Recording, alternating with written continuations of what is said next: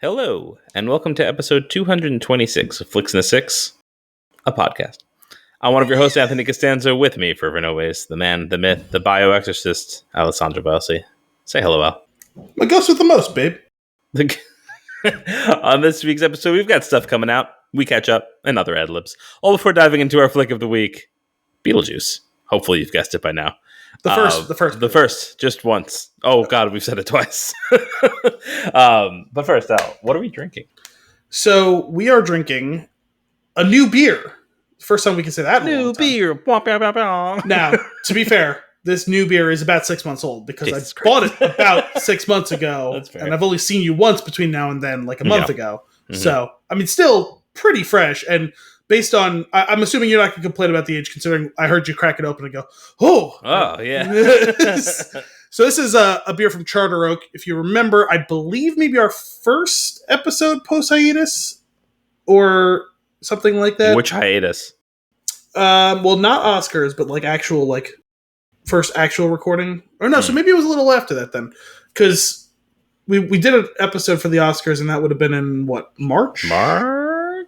But this I definitely got in April. So okay, pretty early back from being the hiatus. I went for the surprise party for a friend of mine who was overseas for a year. Okay, I mentioned going to a brewery in Connecticut. It's this brewery. It's Charter Oak Brewing. It's in or right outside of Danbury. I don't actually know if it's right. Yeah. Okay. Sorry. It is definitely Danbury. Really cool. We spent a few hours there. Really nice little place. Awesome beers. Tried a bunch of them. I gave a few of them to Anthony. We'll be doing them over the next few months. Nice. Try to spread them out because I gave him a nice batch of beers from breweries we've never done before because we did, not that it's a problem, but we did go into a rut of having a lot of beers from the same breweries we've done. Yeah. Not beers we've done, but breweries we've done. It's nice to expand our horizon a little bit. Definitely. Want to give a little shout out to this brewery because I liked it a lot. Another brewery, a fresh-ish beer. What more could you ask for? So we have, this is the Candles Out New England IPA. It's obviously New England style IPA. It's a stout. It's 7.1% alcohol by volume. It comes in a pint, which is perfect for us coming back from another mini-atus. Full hop flavor and aroma, well balanced, 65 IBUs, 8 SRM. We got a little story. The legend of the Charter Oak was born in the year 1662, when Connecticut was awarded a royal charter by King Charles II. The charter allowed the colony to write its own laws and govern itself semi-independently from the king. Turn the page till the year 1687. The new King James II demanded the charter be returned and for England to have absolute authority again. The new king's new governor, Sir Andros, demanded the legislators return the charter, but Connecticut, I almost made it a full Connecticut. Connecticut, patriots, however, had other ideas about bowing to the king again. They gathered at Sanford Tavern in Hartford, and as night fell, the coveted charter was presented to Sir Andros. Suddenly, a quote-unquote wind snuffed out all the candles in the room. When they were relit, someone broke wind. Is that what it is? When they were relit, the charter was gone. As we all know today, Captain Joseph Wadsworth seized the charter from the room and rode off into the darkness. Thankfully for us, he chose to sequester it inside the base of a mammoth white oak tree. As we all know. Known to history from that day forward as the Charter Oak Tree. Nice. On August 21st, 1856, the 1,000-year-old, massive, 33-foot around Charter Oak fell during a violent storm. But the brewery survives on to tell the tale. This story, there's a movie. This could be a movie. No, but I feel like there is a movie with this very specifically, like, I have the visual of the paper being shoved into like the open knot of a tree, and I don't know if it's actually this story or if it's like some whatever. Probably some other movie, I would assume, but it's just funny because it's like as you were reading it, it's like I feel like I could picture it happening in whatever movie it is that I'm thinking of, which obviously I have no idea what it is. I would like to commend them for getting all of that on a can. Yeah, the typeface was pretty small, and the lighting is all like to that side of the room, so I had to really tilt it at an aggressive angle without dumping the remains onto my computer. But as impressive as it is, it's this barcode that takes the cake. Oh, it's in the shape of a charter. The Charter Oak. Yeah, the funny thing about this beer is the barcode is a tree. And the barcode is made of paper. This beer is the charter. I like here. This is Brewers Association. The Declaration of Independence. This is Brewers Certification. Brewers Association certified independent craft. It's handcrafted with all natural ingredients and is brewed small batch. Before you said well balanced, where did you read that? To the right of Candles Out in the yellow splatter. Oh, full hop flavor aroma. Okay, well balanced. I feel like you should let me decide if it's well balanced, but that's fine. The like the splatter. It just reminds me of going paintballing and how I long to do it again. Really? Have you ever come with us? No, I have gone one time in my life. Okay, well maybe we can make that happen one day. Got a lot of plans. We talked about golf outing. We talked about golfing. Yeah, paintballing now. Yep. Jay would definitely be there for paintball. He was my gateway into paintball. Jay was your gateway drug? Yeah. Jay is a gateway drug. More on Jay later. Awesome. Let's give this one a taste, shall we? Sure. Cheers. Cheers. I almost forgot to drink the beer and talk about it. That does smell nice. Okay, hang on. I gotta get there. Give me a second. I'm gonna go for one more. For a New England IPA, it is pretty well balanced. And I say that because the juiciness isn't like totally runaway. It's got the bitterness. It's got some bitterness. It's almost like some sort of reaching across the aisle, like hybrid version of the West Coast IPA with a New England. Yeah. You get the fruitiness that you expect from a New England, but it still has some of that resiny, piney, like hoppiness and bitterness that you expect from an old school West Coast IPA. It's got that. I mean, that bitterness is like pure grapefruit peel. Like it's pithy. Once it's been sitting on the palate for a minute, I don't catch that initially, but it's definitely there as it kind of settles in. It was kind of I feel like taking a sip of this beer was kind of a little adventure. I enjoyed it.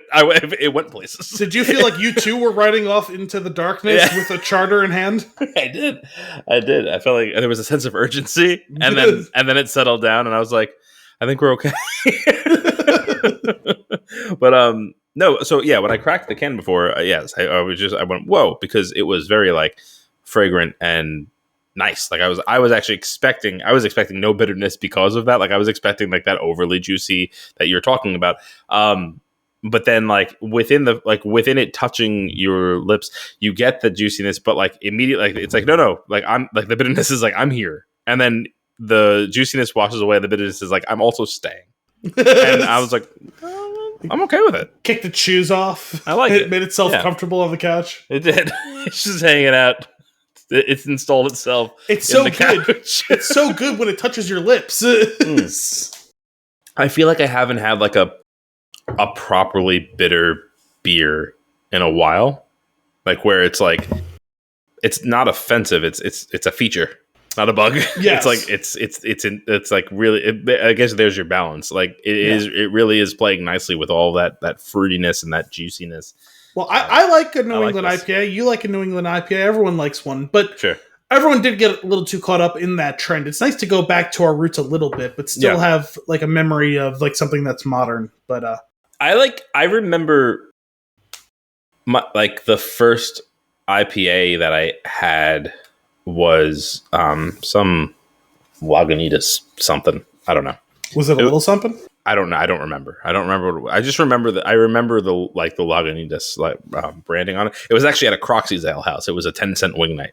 Oh. And it was like I remember like it was the first time I had something like that where I was like, whoa, like that's bitter. And like my first impression was like, no. But I had paid for a beer, so I was going to drink the beer. And then like, a quarter of the way through, I was like, oh. And then halfway through, I was like, is this what I like? it was just like everything was changing in that moment. Well, I remember you were on the fence for a while, right? Because early on in the show, I remember us talking, and even before then, talking about how you were like, I probably don't like IPA that much. Like, I've really got to be in the mood. Yes. And this show and our relationship has really opened that up for you. It seems like. Well, and what it's come down to, it was the same thing that happened that night, but now like I feel like I'm appreciating it earlier in the beer to the point where I actually would order it intentionally. And that's because like by the end of that, I was like, okay, that was like I landed okay, but like I wasn't ready to have another one. But since we've been doing this, and since like you've kind of broadened my beer horizons, if you give me one, I'm going to drink the whole thing. So I will go on the whole journey there. And for a while, I feel like I was going through that. I was like, I'm not really sure I want this. And then suddenly the beer's gone. Yeah. And then now now it's like, oh, actually, that's what I would prefer to order that. Yeah. It's nice. This is really good. This is I'm going 3. I'm going to 3 thumbs. 3 thumbs. You're gonna break the scale entirely. 3 thuckles. I'm gonna go 2 thuckles. Very solid, good beer. I definitely dig it. If I remember, and I may not remember because I drank a lot of their beers that night, and it's also 6 months ago.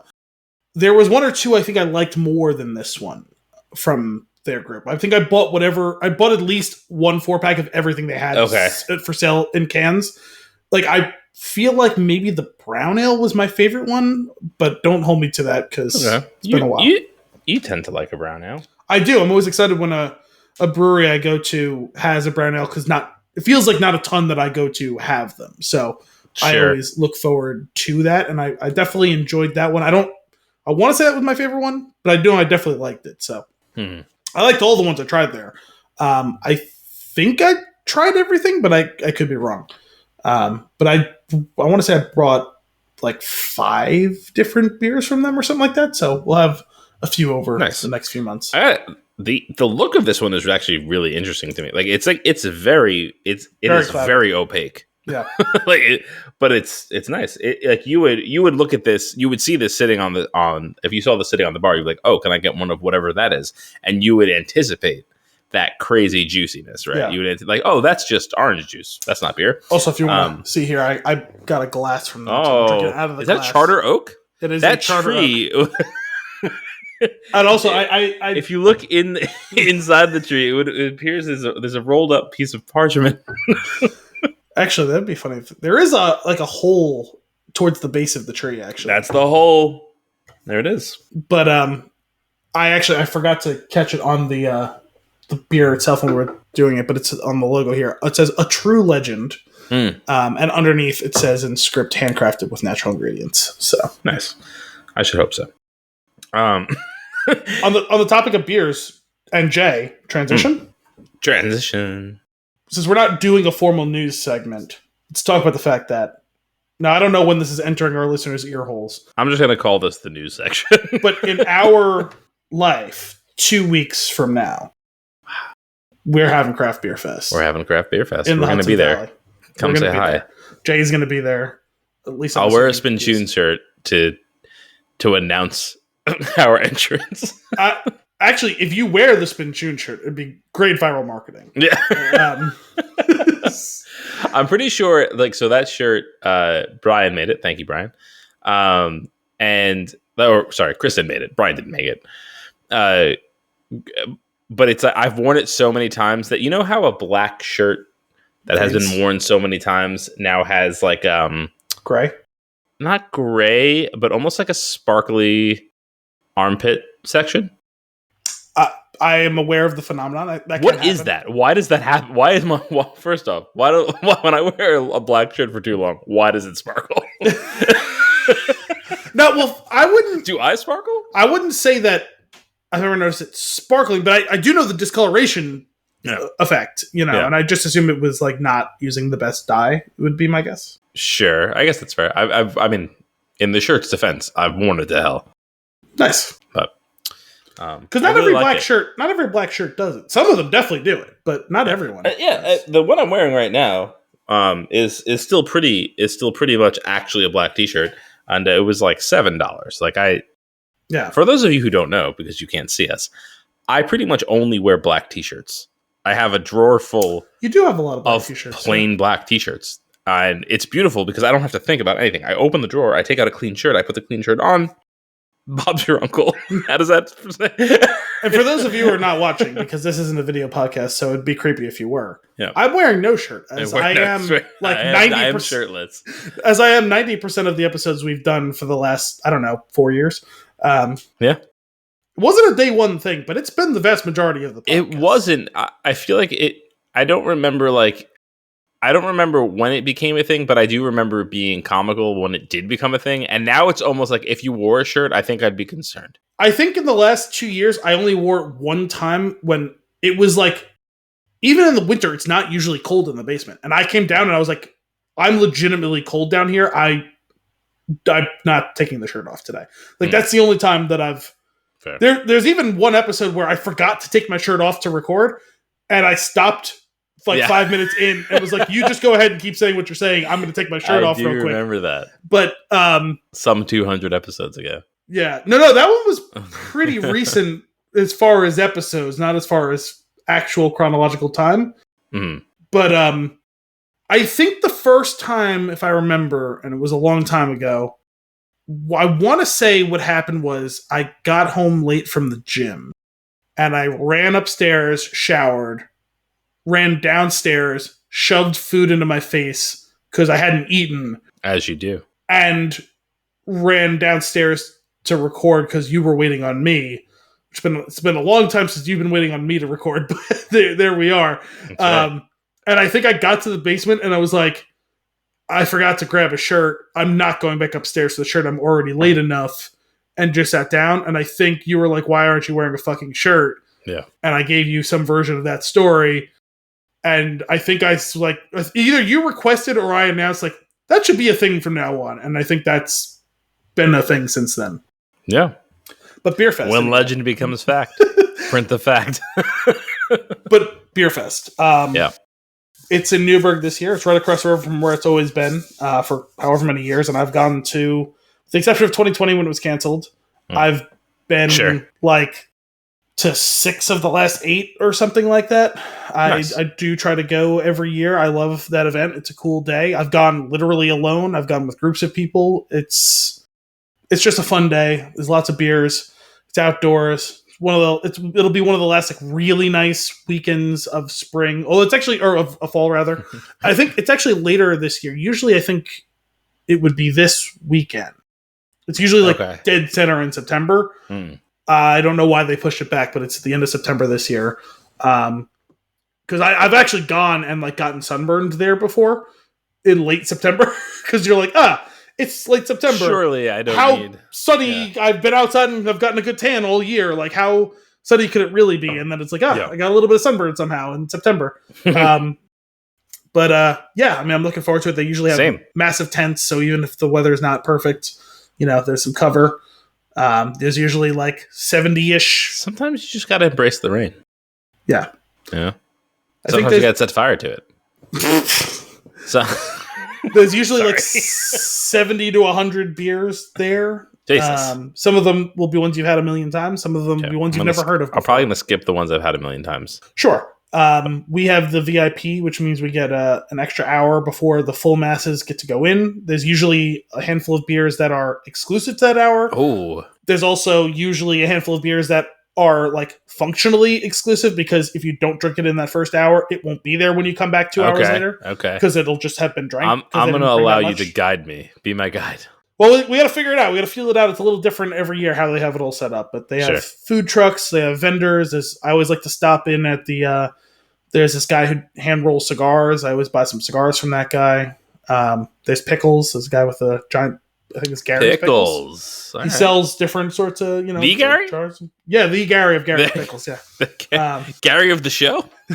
No, not Next that time Gary. He's on, I'm going to ask him where his pickles are, and I'm not prepared for what his answer is. We do have to line him up.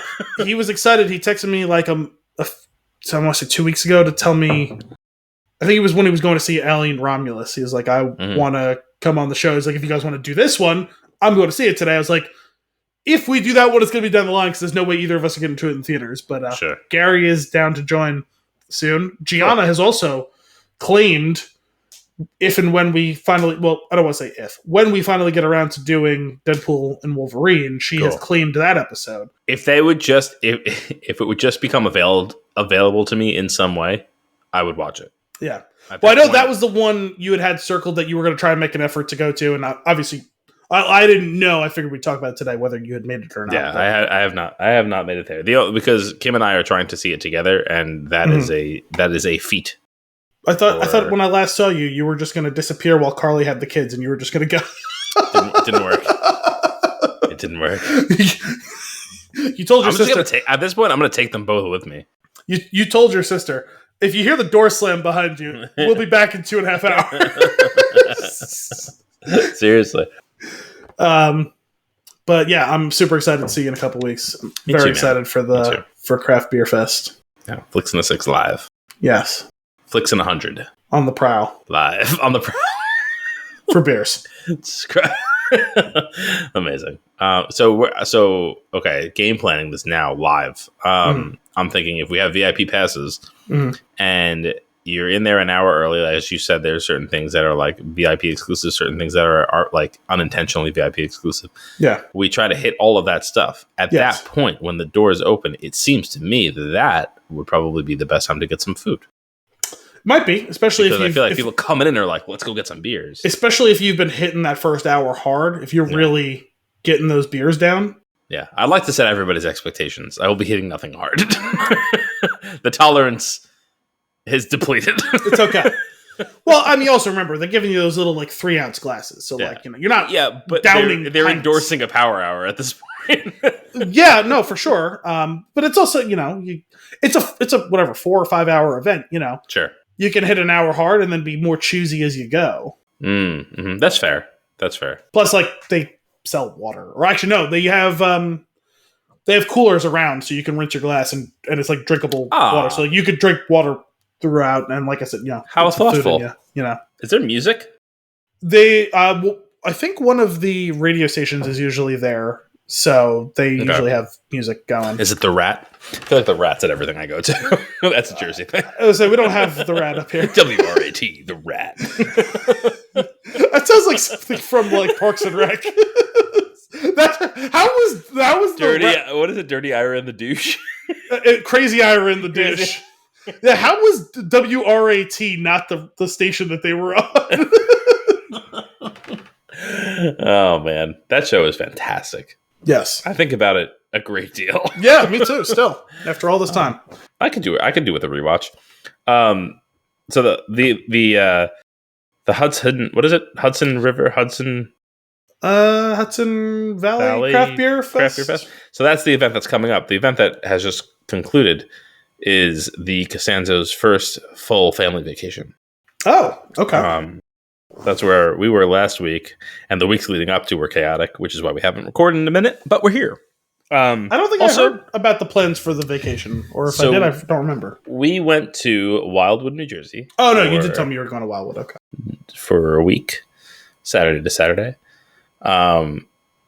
Me, Kim, Elio, and Ian. Along the trip, various grandparents stopped in for a night, which was nice because it's convenient and only a couple hours away. During the day, great trip, right? Mm-hmm. Elio had a blast. He was very fun to watch on all the rides. Also, thrill seeker. Kid loves friggin' roller coasters. Really, really wants to go on the roller coasters that he's not tall enough to go on and doesn't quite get why. Got to steer him away from them. Well, you took him last year as well? We took him 2 years ago. 2 years ago, okay. And he took his first steps there, which was kind of cool. He walked between us, a few steps between us, which was cool. We didn't do a vacation last year, but this year we picked it back up. Renting an Airbnb is nice. Airbnbs are, while it's the place, it's really cool, right? It's perfectly set up for a family, in what is there, the beach. We stayed on the beach. Yeah. There's a boardwalk. The boardwalk has 3 piers with rides and games and stuff. And the boardwalk has a slew of restaurants and amenities and things like that you some fun stuff that you can do. It is so cost prohibitive that it's insane. Really? Everything is so insanely expensive.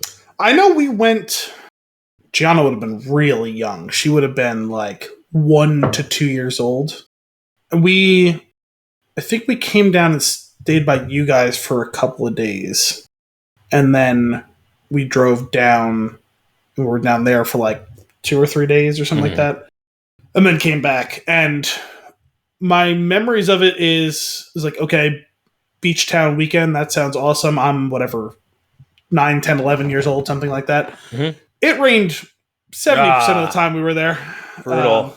Because we got like one beach day and it was like, it looked like it was going to rain at any moment. Like it never actually did, but it was like, it looked like it was going to be a downpour at any minute. And like the other day was like just raining entirely. Ugh. Like, but so I don't really have great memories of the trip itself because it was like, it's raining the whole time we're at the beach. So like, that's lame. Ugh.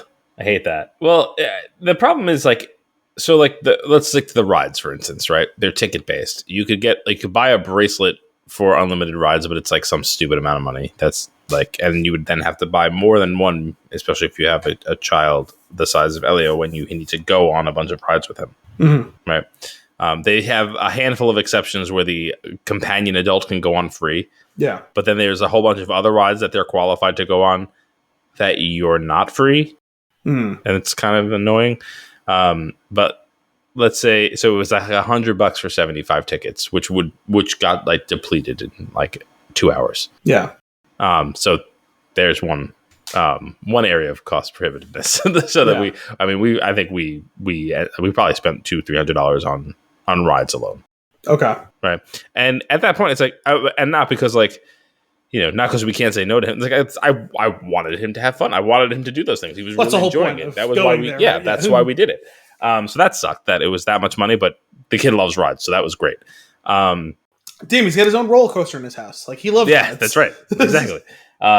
We went to a water park. So first water park that we went to with them, which was cool. That was another one though, where it was going to be $100+ per person. Yeah. Okay. But kids under 3 are free. Okay. And for that weekend, Elio was almost 3. Yeah. So they were going to, but we already had decided that they were going to be free. And we're standing there looking at the kiosk about to buy, trying to figure out because it was the day before, trying to figure out what we're going to do. And we're like, at that point, we're like $200, like just to go to the water park. We don't even know how long we're going to be there. We're starting to second guess it. Out of nowhere, older gentleman comes by. Hey, are you guys going to go to the water park at some point? And then we're like, we are, but we're not going to go today. He goes, well, we're leaving, and these are good for the rest of the month. You want them? And he gives us 2 tickets. Perfect. So thank you, Christian youth group of wherever it was.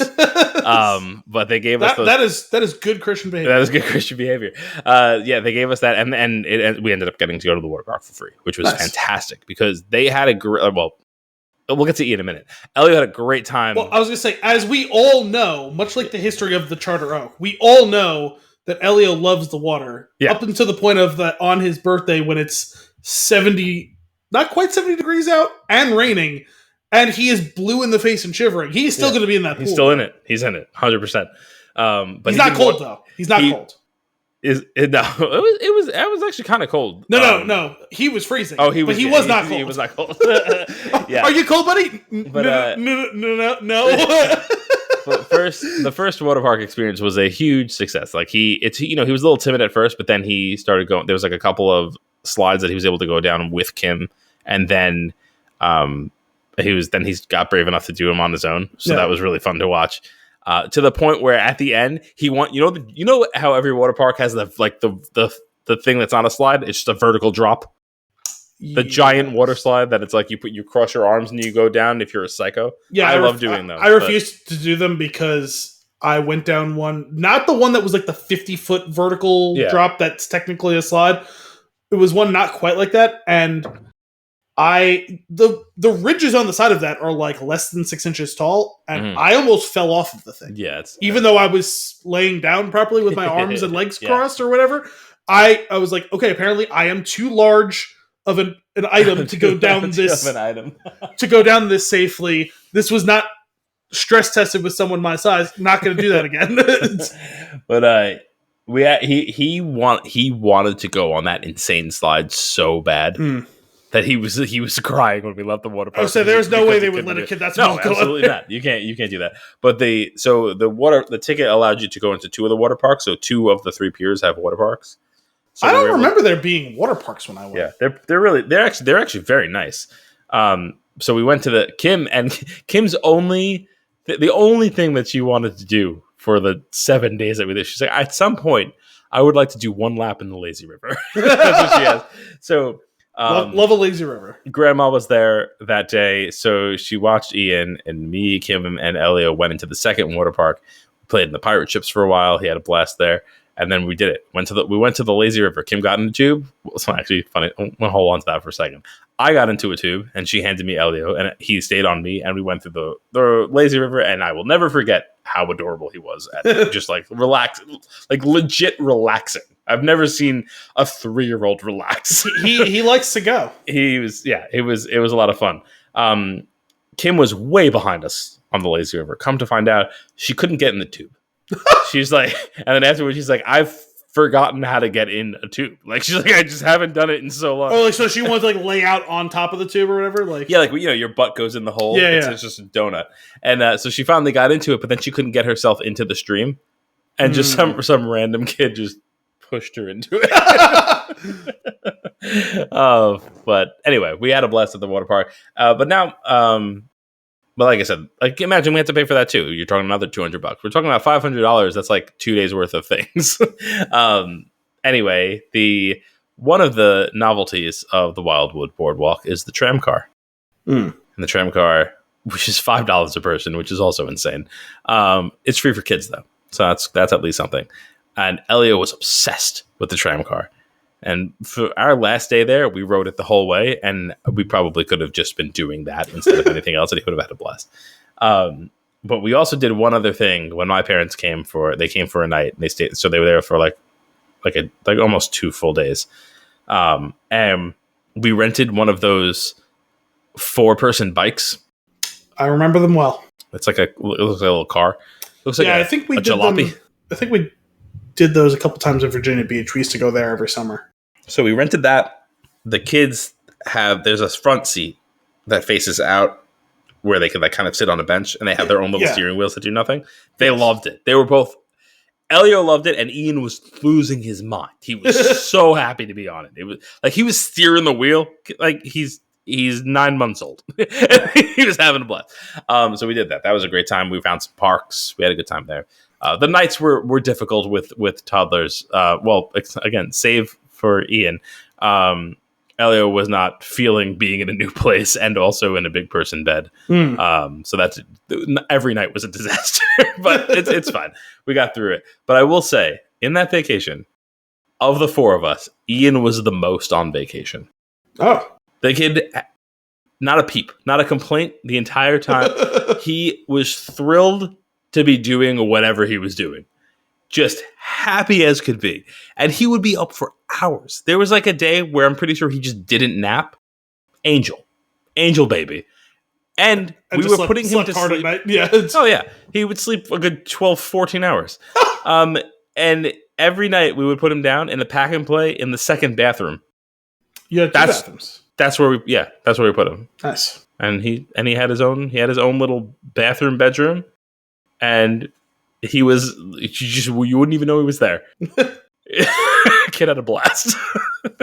Hey, good. So we'll try again next year and see how we go.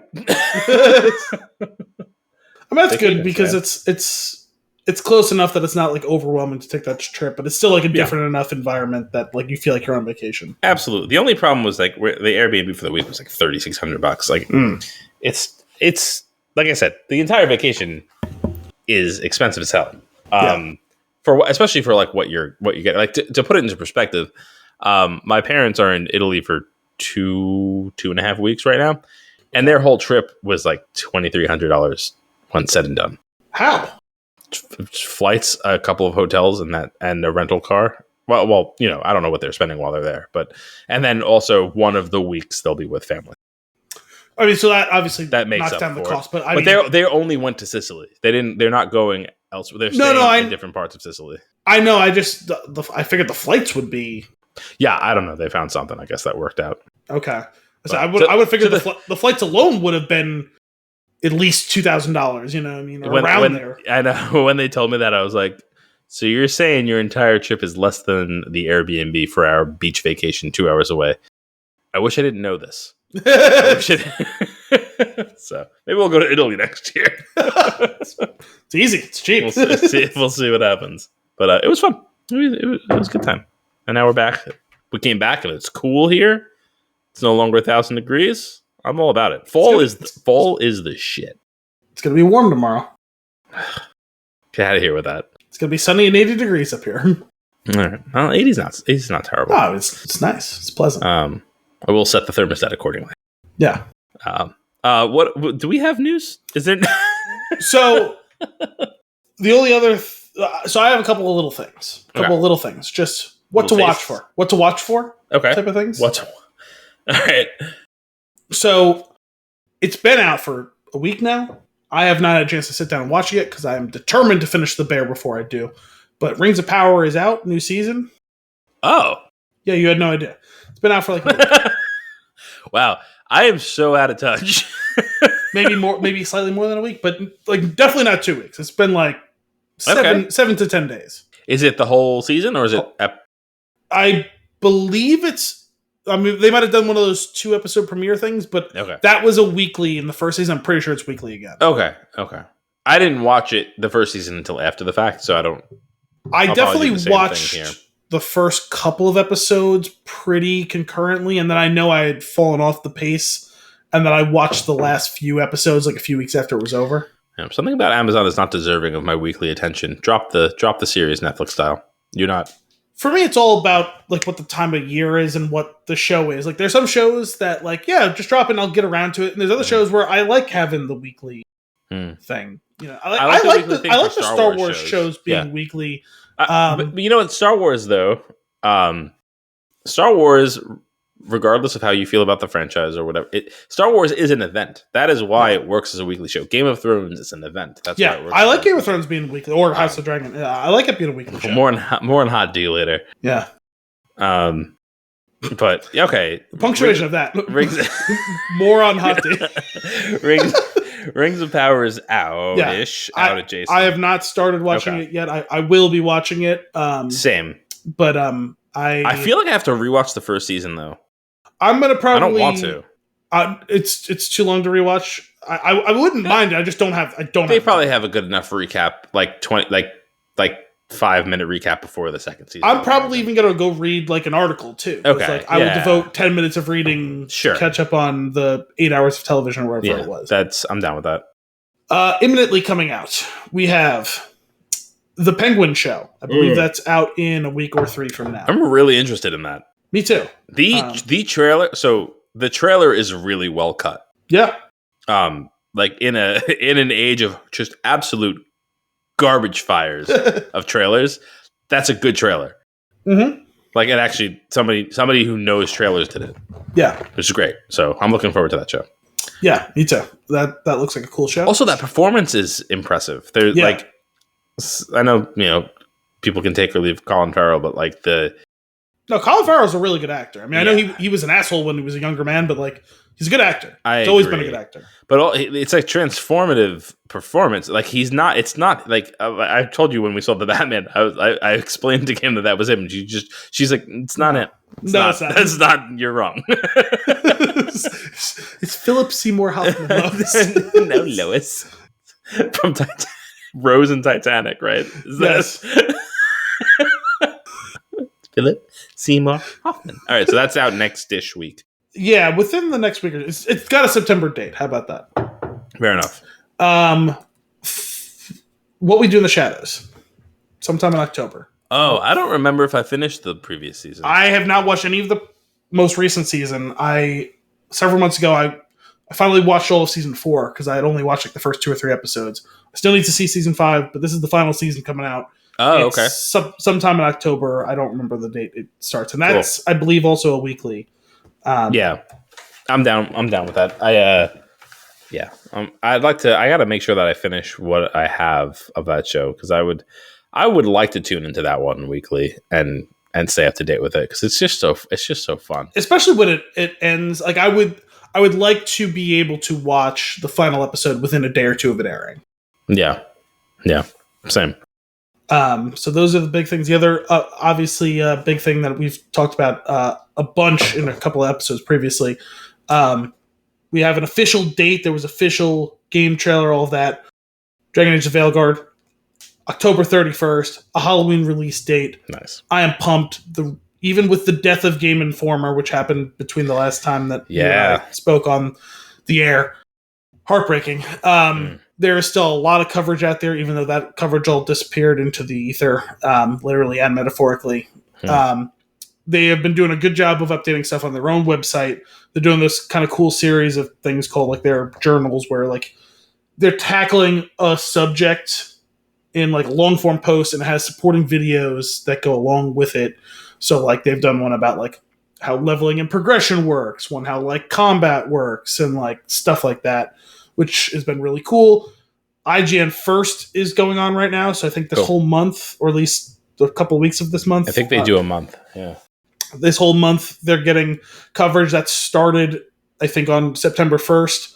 They've already put out several posts. I haven't looked at what they've done this week, but they did at least like 3 things last week, and I think I watched / read 2 of the 3. That's super exciting to see all of that stuff.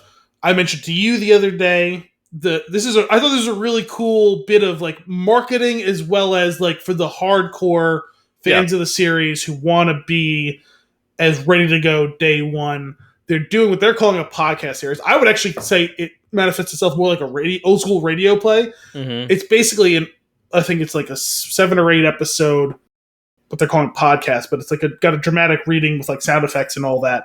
And each chapter will introduce one of the companion characters, the Veilguard themselves. And it's a narrative story that's being told through this couple of characters who are meeting up with different members of these people before they will become eventually the Veilguard. To give you a little taste of the backstory of these characters.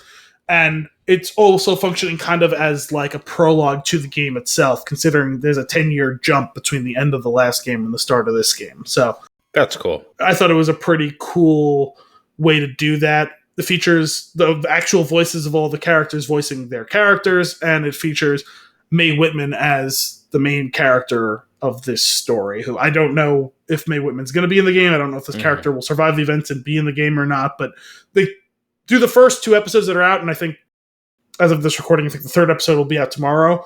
It certainly seems like they're leading towards she could be a character in the game, but I don't know if that's confirmed. I don't know if they're hiding that because they don't want you to know what her fate is at the end of the story. But it's a cool... I thought that was a really cool type of project. The fan service hype machine is such a cool thing to me, because like if you think like it's a win-win.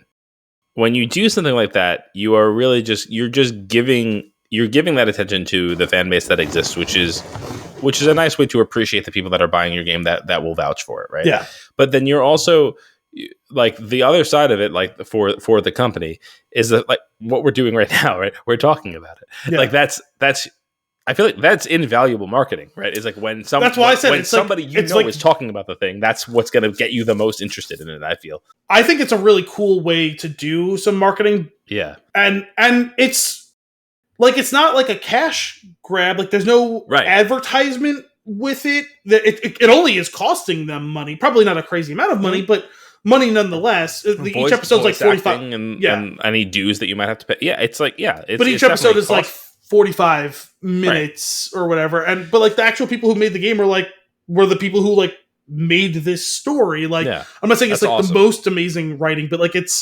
fits really with what's going on. I think it's a really cool project. It's just like a different way to do things, because like at a certain point, how many different types of we're going to cut this trailer, we're going to do this, like whatever, and like those things are all great. Like, I'm not saying that people shouldn't do those things, but this whole thing, I know we talked about it a little bit in the past for like the Starfield thing, where like my friend Brian is like, oh, like why aren't they promoting it, this and that? And it's like, what? I've never understood the 18-month promotion cycle for a video game. Right. Get in there, in and out, 3 or 4 months, quick and dirty. Like people in a couple of months before a game were coming out, or that's all the time they need to. If you go full like balls to the wall of that period of time, people are not going to miss that this game is coming out. You know what I mean? They're going to mark it on the calendar, or they're not. I don't need to know about it 18 months before it's out. I'm going to forget about it then. I'm just going to say, oh, that's a cool thing. Let me know a year and a half from now. Yeah. I will They're the exception that proves that rule because it doesn't work for it. Literally, like it never works except for, I think it was Halo 2 or 3. I think it was 2. There was this whole like crazy marketing campaign with like this website, this like really strange, like semi-broken hacked website. And I think it was like I Heart Bees or something like that. Like there was like this weird, there was this whole thing. And like you were like trying to like, I remember being like so invested in like, what is going on? Like I want to know where the story is going. I want to know what this is all about. Like, even if it doesn't lead to the story, like what is this weird thing they've done? I was so invested in it. And like they had between Halo 2 and 3, like there was the marketing for those games was fantastic. Like the commercials were incredible. Yeah. Like the fan servicey things like this I Heart Beats thing, like this was great. And like there was one where there were like drops in the world where you can like go find things. It was really cool. Yeah. But like all of that worked because like especially Halo was also like a phenomenon, right? Like it was So like it works for something like that, but like it won't work for everything to have that long of a cycle. Like something like that is okay. But like it has to have that backing and like a community, like, I don't know, think about like everybody that owns like what's the install base of Halo? It's probably something ridiculous, right? Yeah. And so it would work for something like that. But for anything else, for Starfield, for example, like when it was announced, oh, that looks really interesting. When you realize it's not coming out anytime soon, like you said, it's like, I'll see you when I see you, I guess. Yeah. And then like when it finally became time to come out, then it's like, oh, it's actually been a really long time since I heard. So, has something gone wrong? Like, and sure enough, like that's kind of like what happened. It's just it's also different new IP versus established franchise. It is. It's very different. And the new or established, just you don't have to you don't like we're working. What are you like? Oh, what's your studio working on? We're working on the next X game, like whatever it is. Cool. Like, great. I like knowing, like, if Bungie, let's say it was still Bungie at the time, like, I like knowing that Bungie is currently working on the next Halo back in the day, obviously, but when it was Bungie. Great. That's all I actually needed to know. They went above and beyond, and I was a huge fan, so that was great. But like, if you're like, oh, what is Bethesda working on? They're working on the next Skyrim game. Cool. I'll see you when I see you. Like, there's no reason to like that's something that they've done. Like to go back to BioWare, if you look at like Elder Scrolls, Skyrim. I knew what you meant. Yeah, okay. What they to like compare and contrast styles, same studio, slightly different people, but obviously they filtered the same thing. Like if you look at what's gone on with Mass Effect, also super long development cycle, not as long as what Dragon Age has been, obviously, but by the time that game hopefully comes out, it will be around a similar amount of time. Yeah. But what they've done in the last couple of years, right, they have their N7 day. We're going to give you something every year. It might be big, it might be small, whatever. The last couple of years, they've done this cool project where they release something and it's literally like a clue. It's like a treasure hunt thing. And like, it all it ends up being is a little snippet of this. It's a couple pictures of this. It's a video and an audio recording of that. Just to like, hey, listen, we're doing this. We're not ready. We're not close to ready. But don't forget about us. We haven't forgot about you. You know what I mean? Like that's the type of like love and affection you want out of like, that sort of relationship. Where like this past year they released like these like series of 3 things. Like one of them, you had to reverse it, and like the audio came out, and like there was like a code word in it. Cool. And, like, that was the thing that you used to unlock the next thing. So it was like I don't have the time, energy, or know-how to do all that stuff. But what they were doing was once someone figured it out and posted it, they unlocked it so everyone could enjoy it. And then it's like, okay, here's the next thing. And then when the next person figured that out, same thing, it was ready to go. And then when it was all done, when they had unlocked everything, they're like, here's the full thing. And they released the whole. So it was like 36 hours of engagement. Yeah. With like between fan base and studio. And, that's you cool. know, like they had planned like Q&As of like, these are things you can ask any question. I have X amount of questions that I'm willing to answer for you because I know that this will be interesting for you to know, but it won't be giving away too much type of thing. Like, and that's smart. And then they'll get less obscure when things actually become real. When we're talking about being 18 months out. That Baron Harkonnen's back to the Jesus. I love doing that to you. No, but I think it was the Batman. There was a riddle at the end of the movie, like in the credit sequence, and it was a similar thing. It's like it had to be broken first, and then the site had to be visited, and then there was just like, here's what it is, so everybody else can go do it. But it led to the deleted scene of him speaking with the Joker. Right. I forgot that's how that actually went down. Yeah. Which is like, I think that's fun. Like, why not? Why not do that? Like, what was the effort in there? That's fantastic. Yeah. I really appreciate that. Very cool. Anyway, Veilguard looks cool. The trailer looked bananas. Yeah. So I'm kind of curious. I'll check it out at some point. I feel like I'm probably not gonna jump on it just because I haven't played the other games, so I might give it some time. Well, didn't we agree we were going to sit down and have like an hour-long fireside chat with like a brandy or something like that? And we definitely should do that. I was going to explain to you the first 3 games, and then you're going to jump into Veilguard. I think that's we should probably do that. That'll be good. But right now, like the things that are on the horizon that I'm interested in game-wise are like, I am interested in getting Outlaws. I haven't gotten it yet. Same. Football started, and I just was like, I'm not going to have time to give it its full time. Yeah. And then Veilguard's going to come out. I'm not going to like barely piece together some Outlaws to then totally drop it as I try and fight to get enough time to play Veilguard. Mm-hmm. Like 6 weeks from now, like I know what's going to happen. So it's like it'll probably unfortunately have to be it'll go on sale in a couple months. Yeah, I'll buy it, download it, and like I'll play it when I get to it. Like I do want to play it, but it's just not a major priority. It was a terrible release window for me. Not in the way that Jedi was, where it was like, no. I need this the day it happens. But I will play. I'm interested to play that. I'm interested to play Veilguard. But the thing that I'm like weirdly looking forward to the most is the Indiana Jones game. I really want to play it. Oh yeah, I keep forgetting that's December. I think. Is that when it is? Okay, I think so. But I'm looking forward to it. Like.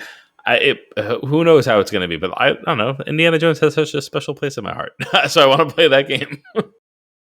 Yeah, I'm kind of cautiously intrigued by that. Yeah, I'm actually not expecting much, but I just want to play it. I just want to play as Indiana Jones, and that's one of the Bethesda studios, isn't it?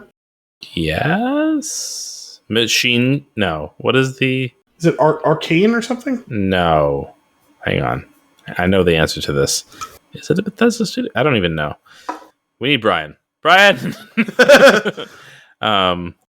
Who is making the Indiana Jones game? Let's see what you got for me. Machine Games. I was right. Okay. Which is a Bethesda sub-studio. Okay. So Machine Games. Looking forward to playing that. We'll see how it goes. News and nuggets. Was there anything else in the upcomings? No, that's all the upcomings. Let's do let's do a little consumption. Consumption. What are you consuming, my cousin? Cousin. Perfect. The Bear. I finally fully got into season 3. I knocked out a couple episodes in the past week. That holiday episode though. That was the season 2. Yeah, I don't think we talked since I finished season 2. Yeah, that one was what Fishes, right? That was. I think that's what it's called. It's that episode is like masterfully done television, and also it was like a cool break. I appreciate that this show has a formula. Mm-hmm. Most of its episodes fit that formula, but they are willing and able to experiment with at least one episode a season of doing something like way off the rails. So we got something like a Fishes where it's an hour-long episode. It's a bottle episode essentially. They're all in the house this whole time. The whole half of the main cast and a whole bunch, like a slew of guest stars and heavy hitting guest stars. And I knew about a couple of them. Odenkirk, Mulaney. I knew that Odenkirk and Jamie Lee Curtis were in it. I didn't know that Mulaney and I always forget her name. The one who plays his wife, who's from the American Horror Story. I totally forget her name. I know who you're talking about. I can't think of her name. But that was the first time we saw the second FAQ as well. I don't remember. It's been a while, and he's in the third season so much that I've forgotten like when he gets introduced. I'm pretty sure that's the first time you see the second fact. I love that. Have you? I'm just jumping ahead real quick for a second. Have you seen the third fact? Yes, I had forgotten you had said it. That there was another fact. I think you, and maybe you had even said who it was, but it was all jumbled in my head. I definitely didn't say who it was because I feel like that's part of the fun. Yeah, I saw that episode. So I watched an episode last night. The one I watched last night was season 3, episode 6. It was Napkins. It was the Tina episode. Okay. Yep. That was good. It was cool seeing. You ended up finally watching Dexter. Yes. Seeing was it Dave Zayas who plays Angel in Dexter as her husband, and I noticed him early in the season at what's his name's mom's funeral. He was just there in the background with Tina, and I was like, oh my god, that's Angel from Dexter. It was that's super weird that he's in the background for 4 seconds of this episode. I was really glad to see that he's actually in the show at some point. Yeah, that was a really good episode. That was a good episode. That was directed by Io Edeberry, the who plays what's her name? Totally drawing a blank on her name now. I'm not good with names tonight, apparently. Yeah, I know. Sydney. She's the co-lead. Yeah. It's man, I should not be forgetting that name. But I before I was talking about the bear to someone, I forgot Carmi's name. So I was like, I'm out of it. Yeah. I've never been good with names, but still. I'm usually good with names in this format, and I've really struggled there for a second. Which I don't know if it's just as simple as it had been over a week since I saw an episode with her in it, because she's not in that episode at all. Right. I didn't realize it was going to be a flashback episode. That ended up being really cool. And once I figured that out and saw what was going on and what the story it was trying to tell, I was excited to see. I'd always wondered why she loved Michael so much. Yeah. So to know that this episode at some point would get to... And that's so worth it, right? Yes. I agree. So I thought that was really cool. Yeah, it was heartbreaking. I like the way that they did it in that montage format type of thing, showing that iteration thing was really cool. That was a really great episode.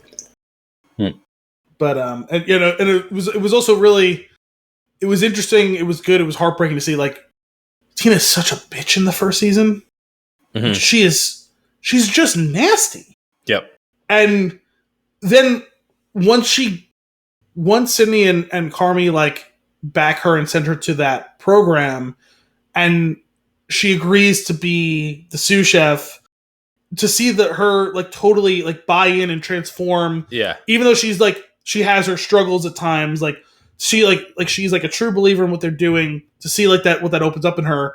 It's wow, she's a totally different person. And now to see in the flashback that was the person, she looked like she was such an amazing sweet person, and that terrible situation she went through, totally breaking and crushing her spirit, is pretty heartbreaking to watch. But it's nice to know that she eventually comes out on the other end of it. Yeah, but to take the time to do that backstory, that's what all they're doing is telling stories, right? So to take the time and focus on a character like that, it is really cool, because it could be throwaway of you don't have the background and it still worked, right? She was rough, and then they kind of inspired passion in her, and she's she's really into it now. But by doing this one episode, they actually reconstruct the character entirely to its she was powering through, doing everything that she could to try to get through, and was constantly met with resistance, right? And then meets Michael, and that becomes a family and a safe place. And then when Michael's gone, it's fear of all of that has been taken away. Yeah. And none of that comes through until they tell the story. But then it gives everything else that so it's very talented of the writer, very talented of the writers to be able to do that, where they've created a backstory at this point that actually flushes out everything that happened before and gives it even more depth, even though you didn't need it. She worked as a character before that, but it just adds such a layer to it. That's just really well done. Well, it brings a picture into focus, because I feel you've seen pieces of it here and there, and it was hard to tell how it all went together. And now it feels it's finally fully in focus of how a person is broken down and built back up again. Right. And all of that, and what called, the nature and nurture and all that sort of stuff of what like your life can do to you. Like you can think you have this resolve and be this one type of person, and you don't even realize you become this other person, and maybe not even what causes you to become this other person.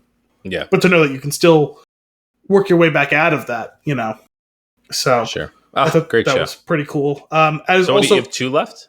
I believe I have 2 more episodes left. I would like to finish them within the next week because I would like to start chipping into the Rings of Power, as we mentioned before. The other cool thing that's going along with this is, so I'd mentioned, maybe it was in the last episode or a couple episodes ago, the whole Count the Dings thing, when I went to live show with Mike and all that. So there is one show in their network that I have not really listened to because it just like has no application to me. It's called Pack Your Knives. So Tom Haberstroh, who is a basketball writer, and Kevin Arnovitz, who is also a basketball writer. And I don't think he does any other stuff with Count the Dings. I think he just does this show with Tom. That whole show is about Top Chef. Oh. I think it's Top Chef. It follows that show. Like they interview, like, I don't know if it's contestants or like judges and stuff like that. Like throughout the course of it, that show only runs when there's like Top Chef stuff going on. Interesting. So I don't watch Top Chef, so it's just like I don't listen to that show because of that. Yeah. And the two of them are both been basketball writers for a long time, but they're both obsessed with like cooking and food and all that sort of stuff. So they decided when this season of The Bear dropped, because they started that show sometime last year, so it was after the second season came out. When this show came out, they were off season for Pack Your Knives and Top Chef stuff. So they did a whole review series of the show. So basically they did a first 2 season recap and episode 1 in an episode. And then like episodes 2 and 3, they did an episode. Episodes 4 and 5, they did an episode. They did an episode for 6, and then I think they do one for 7 and 8. So I just watched last night. I didn't have time to listen today. But I we'll be up to listening to like their second to last episode of like recapping the series.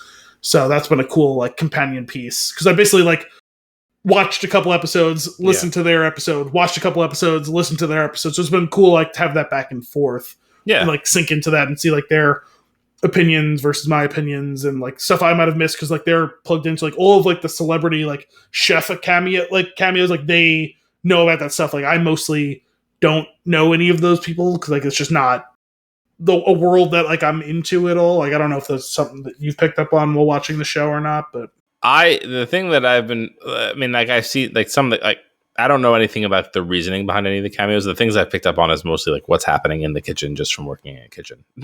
No, sure. I meant more like a lot of those cameos have been actual real life chefs. Oh yeah. So I didn't know if you knew anything about this.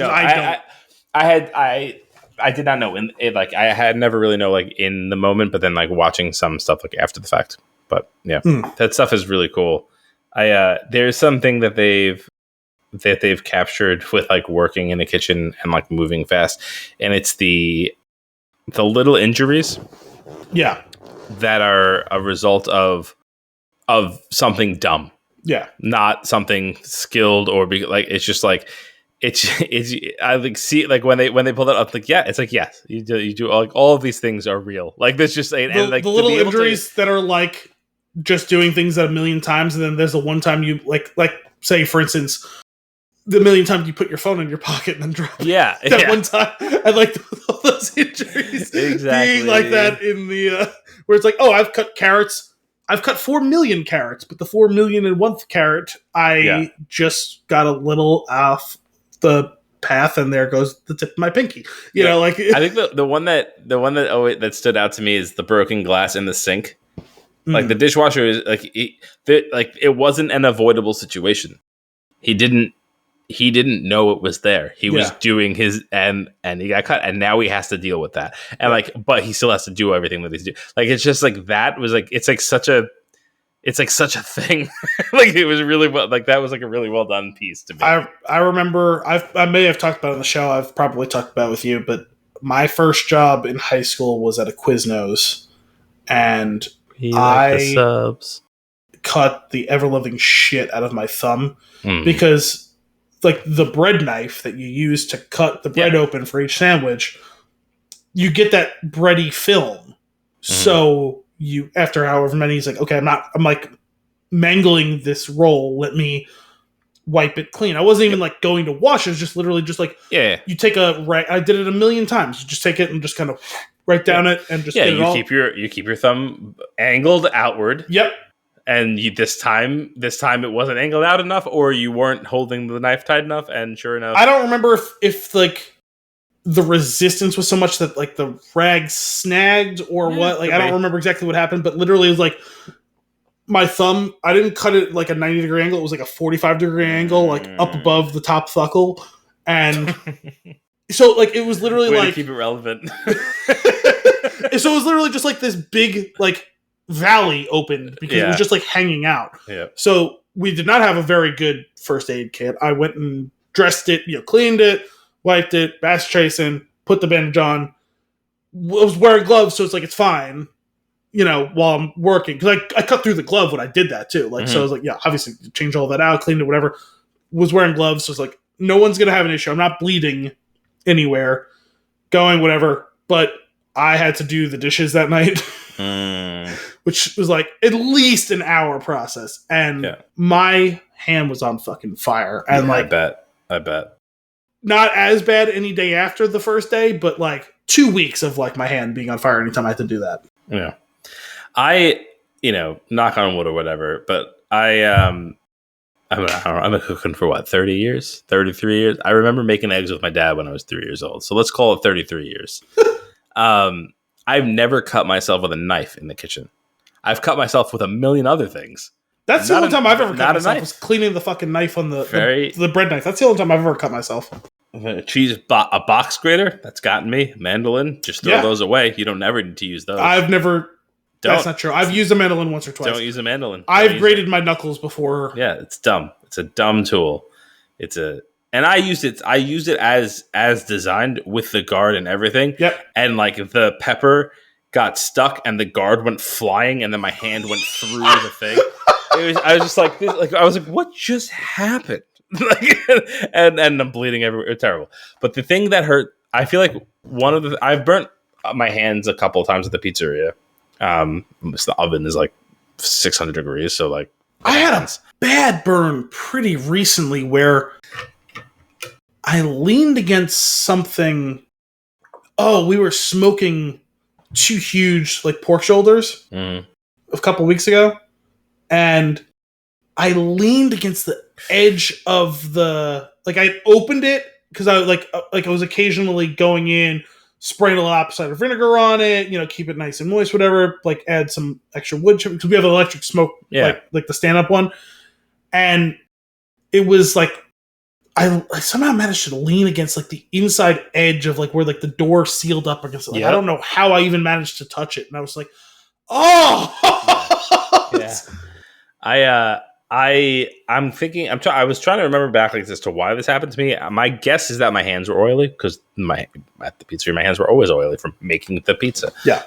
But the oven door it's very big, right? The pizza oven fits 6 large pies at once, so that's a very long door. Yeah. And the handle's in the middle of the door, which is weird. Like for it actually probably should be a little bit up higher, but it's fucking in the middle. Hobbit hole ass door. Yeah. So you pull it down, and I must have as I'm pulling it with the grease in my hand, I must have just been like sliding. Like am I? You got your wrist on it.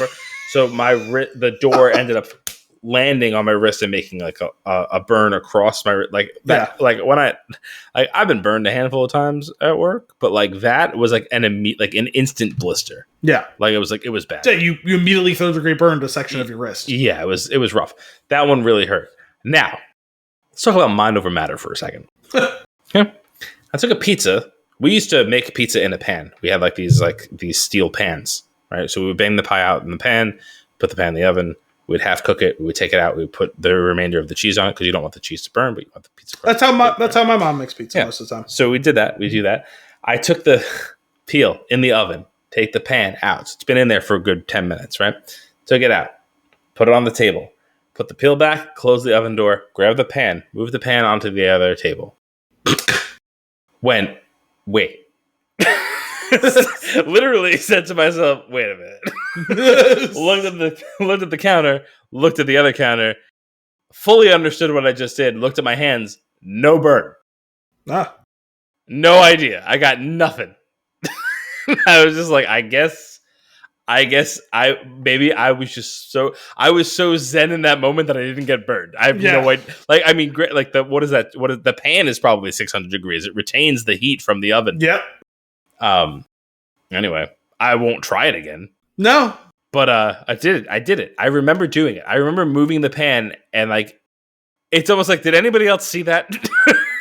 There's also one of those things where if you do it fast enough, sometimes like there's been times where like I've like gone to like save something, sure, and in the process of doing it, we're like, oh, why am I trying to save that? Like I'm gonna burn myself so bad. Yeah, but you literally like touch it and like get it like onto like whatever like for half a second, and like sure, you don't touch it long enough, like where like afterwards you have the sensation of there was heat there, but I didn't actually burn myself. Mm-hmm.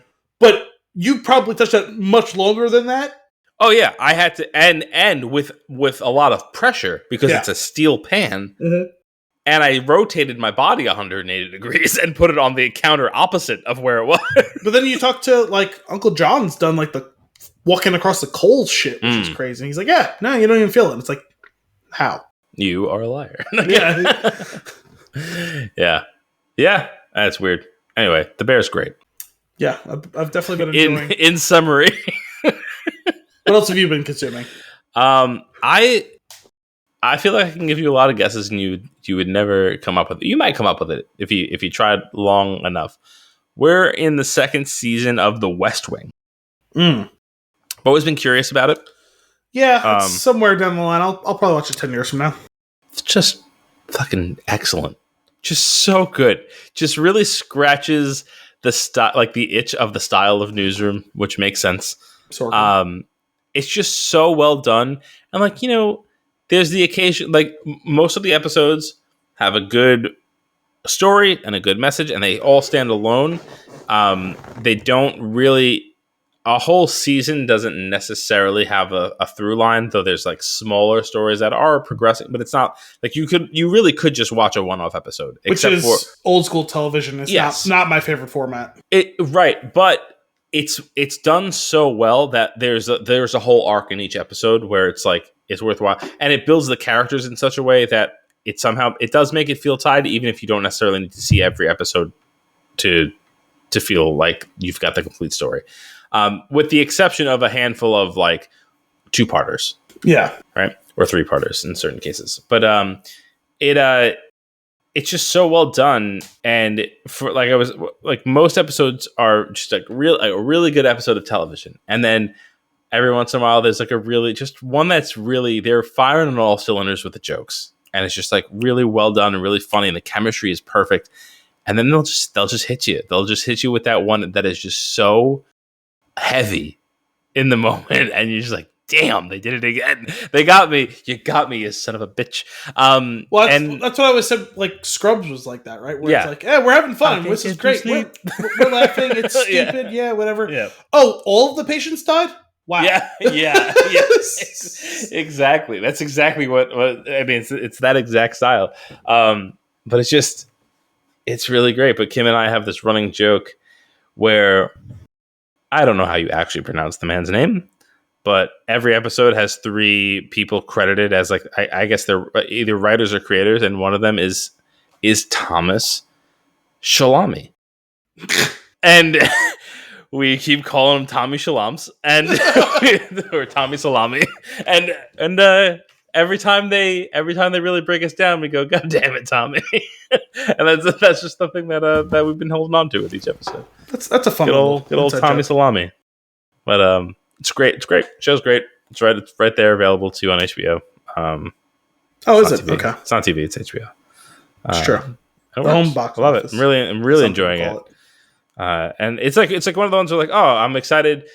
At the end of a ridiculously long day, as every day is, it's like, oh, I'm very excited to watch like 1 to 3 episodes of this as I just slowly fade away.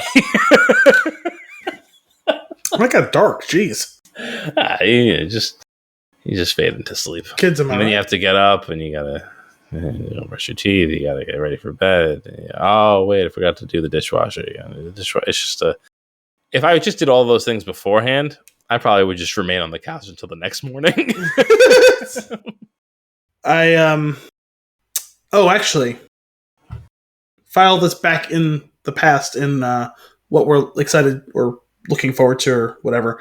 Something that's, I think, in the middle of its season or so. We were just talking about Scrubs. So, Bill Lawrence, who created Scrubs and Shrinking and one or two other things. In October. Is that coming out in October? Shit. Season 2, October. And he was just talking about it the other day, and I forgot when he said the date. Great show. He was also like co-creator-ish with Ted Lasso, or at least the weight behind it anyway. He had a new show that just came out on Apple. So he's like all in on Apple, it seems like, because Shrinking, Ted Lasso. His new show, Bad Monkey, starring Vince Vaughn. It's based on a novel by Carl Hyacin, who was a writer. This is a project that's been going on for a long time because Lawrence has become, over the last several years, a friend of the Levitard show. And there is like a funny running joke because Mike Schur and Bill Lawrence are both like friends with the Levitard show. And the two of them have like a jovial professional rivalry.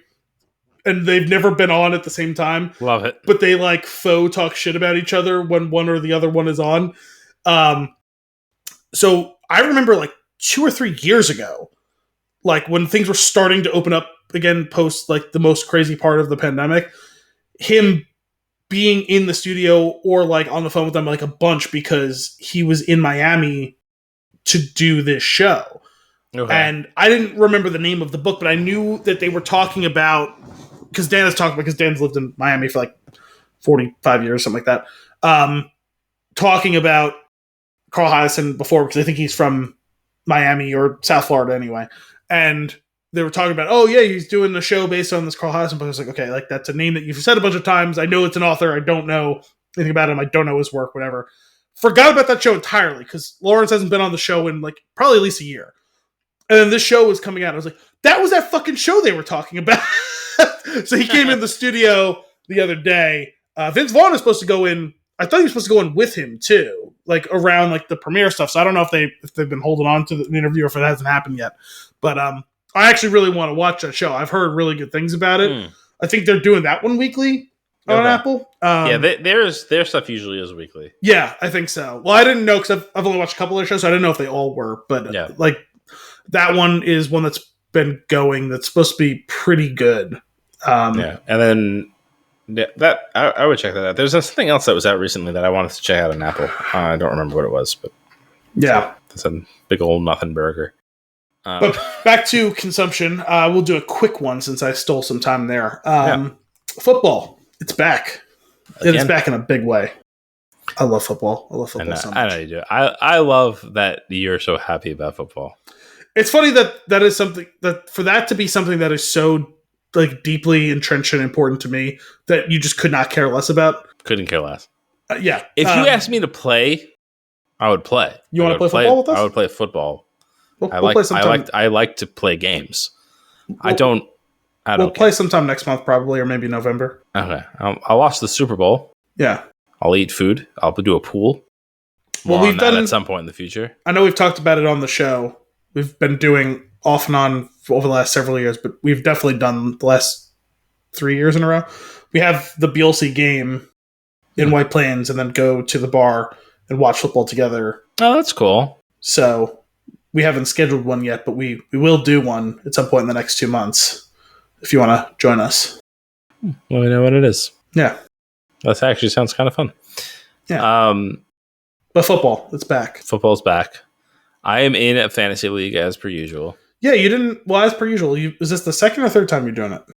Third or fourth. I remember you consulting me, like, what do I need to know before I go into this draft? I wasn't it. That was I was on vacation during the draft, so they auto picked things. So I was wondering. It's funny. I was literally thinking about it because most of my drafts were, like the Wednesday before Labor Day through Labor Day. Although actually, at my work league, we had done the weekend before in person. Like all of us, it's all people from my company. So like, we all gathered together at someone's house and did the draft like in person, no computers, like anything. But I was thinking about it during that week because Gianna is doing her first league. Her boyfriend and his friends were doing a league, and they couldn't get a final person to get an even number. So I guess they like kicked the tires on a bunch of different people. No one would do it, and finally they're like, "Gianna, will you deal with us so we can just like have a league?" She's like, "I don't know fucking anything," so I volunteered to help her. I know we were talking about it offline before, and we never got around to the story. And we're not going to have enough time. Not that it's like that important of a story, but I had to help her on my broken phone to draft because I was going to try to get home, get on my computer before the draft. I was home like super late from work. It was like a Monday night. And so I am purposely keeping open my broken phone while talking to her on my work phone. Nice. Trying to like walk her through the draft. And she like, the first couple of rounds, she's like, not figuring out how to like tell me like what team or position or name guys are. And I was like, I can only help you so much if you can't give me literally any information. I was like, it's on the screen in front of me. You're reading me stuff. Like you got to be able to like actually read me the names. Yeah. But I was surprised. I was like, Anthony hasn't. I literally had that thought last week. I was like, Anthony never said anything to me about his fantasy league. I didn't ask you my yearly questions. I got a B report card on my draft. I don't know how coveted an A is. But it depends on the format. I haven't even looked at it, so I don't even know who I have. That's where we're at. You should get when do I have to do that? How often do I have to do that? What I would recommend for you is to check at minimum on Thursday afternoon. Okay. And Sunday morning. Okay. Because the first game of each week is Thursday night. There's one game Thursday nights. Okay. And then so I have to quote unquote set my lineup by Thursday night. Is that how that works? I would recommend that. There's a time that you have to do it by, though, isn't there? Yeah. So the Thursday games are at 8:15. So that's why I said Thursday afternoon. Like, call it 4 or 5 o'clock. I would recommend taking a look. Okay. So, like in general, assuming like standard prices of a given league, your week should go something like this: Thursday afternoon. Let me make sure that if I have guys going tonight, I know that they're healthy and playing. Okay. If you have them, I recommend, you have them in a locked-in position. If that's who you're playing, if you're not playing them, great, whatever. Then, like, Sunday, most weeks, the games start at 1 p.m. Eastern. So, most weeks, if you check by, like, you're up early, you have young kids, I would recommend you check at, like, 8 a.m. on Sundays because we're a few weeks away from, there'll be, like, 2 or 3 weeks where they play games in London, and that game's at 9:30 on a Sunday. It's only a couple of weeks. But I would recommend, since you don't know what those weeks are. The National Football League has a game in London. They had a game in Brazil this past Friday. Interesting. That was a first-time thing. Okay, cool. But the last several years, they've been doing 2 to 3 games in England or Germany. So each year. Yeah. Each year. I choose one opponent in the league to just be really aggressive towards. Like that's your rival for the year? Yeah. And I end up winning against them. Which is just funny. I don't know what I'm doing. But I just pretend it's usually I try to pick the most competitive person because I am the least most. So you play fantasy football like people who are like their first day in prison do, like go after the biggest guy. The biggest guy. That's right. Prison rules fantasy football. Like things like in the public company chat. Like I hope you're ready for this week because I'm gonna wipe the floor with you. Like things like classic. That, right? And then just wait and then hope that it happens, and it usually does. For that particular time, for some reason, I don't know why. I'm literally not doing anything. There's been times where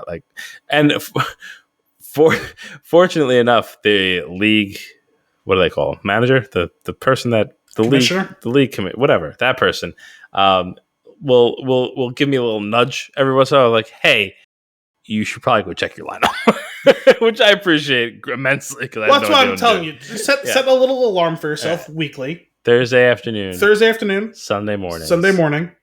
Okay. There's a game Monday night, but at that point, like most of your lineup probably should have played. Like, Okay. maybe take a quick look, but not always super important. No. Three is too many. Thursday and Sunday is fine. But there's one more thing that you got to do though. Okay. Tuesday afternoon, evening. Most leagues have the week ends Monday night going into Tuesday morning. But then if you have like a waiver situation for your free agent acquisitions, that will run overnight Tuesday to Wednesday. So if you're planning to pick someone up that is like a priority to you, you want to do that on Tuesday. I can tell you with absolute certainty that I will never be picking somebody up that is a priority to me. Well, I have no idea what's going on. Let's say you have your best player. You don't know who that player is. You don't know his name. You don't know his team. But you know that guy has the biggest number next to him. Yeah, that's how I play. Okay. All right. That guy gets hurt. You see that he's hurt.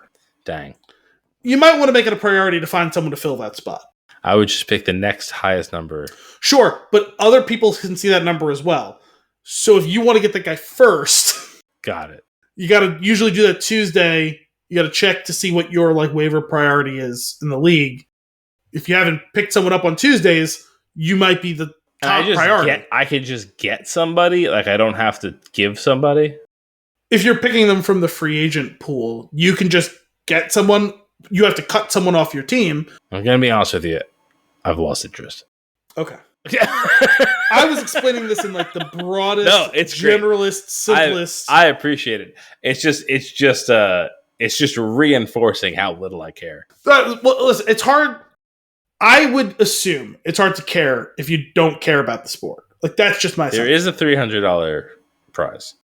That makes it easier to care. Yeah. Like for instance, my league, it's easier not to care because there's no buy-in. Okay, so my league, the company is doing it. My league has had a $50 buy-in for like 10 years. This year we finally moved it to $100. Wow. So like, there are stakes. Like it. I think if I paid $100, like I might have listened to everything you said for the last 15 minutes. It's not been 15 minutes. It felt like 3 hours. It was like probably about 6 or 7 minutes. There are sports gamblers, successful ones who bet like daily, like thousands of dollars. There are some who don't give a shit and don't watch like sports at all, but they like the gambling and they like the math, and they do it purely on the math. Like those, but they're stakes. Those gambler addicts, they like the gambling. So I mean, some of them love the sport, love the sports. Mm-hmm. Some of them couldn't care less. It's probably a small minority, but it's not a trivial number of people who like do it for the thrill and the monetary incentives. Mm-hmm. Don't give a shit about the sports. Don't watch the sports.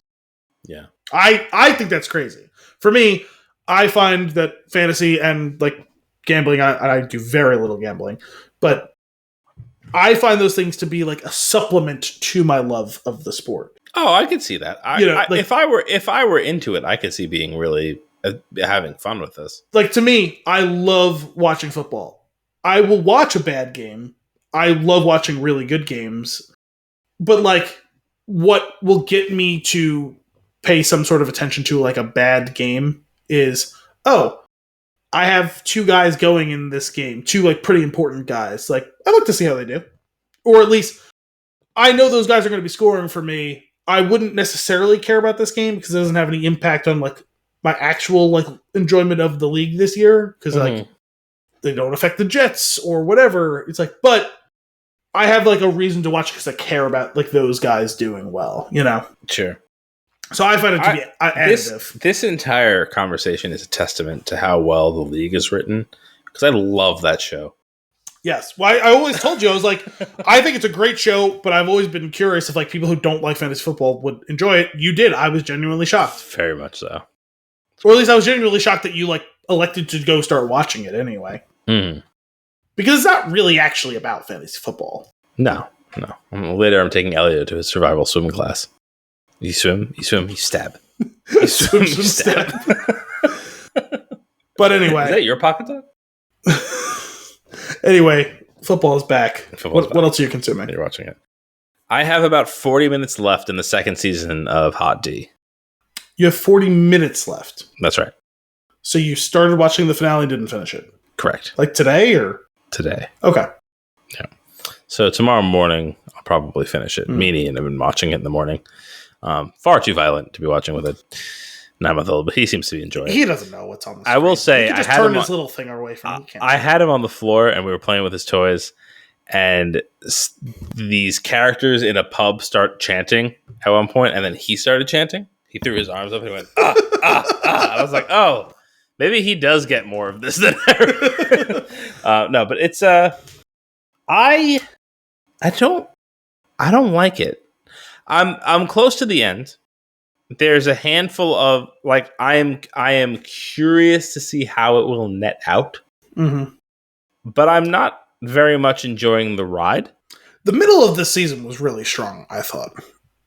I don't know. Remember the last time we talked, I told you were like one episode away from like the best episode? Yeah. Was I correct? I think so.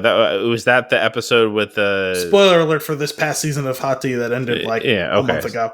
The episode where... The first dragon fight? Yes. Yeah, that was pretty cool. That was awesome. I thought that was an awesome It was an awesome sequence. It was an awesome... conceptually, it was awesome. Like, what happened with... But I think, like, the thing is, there's, like...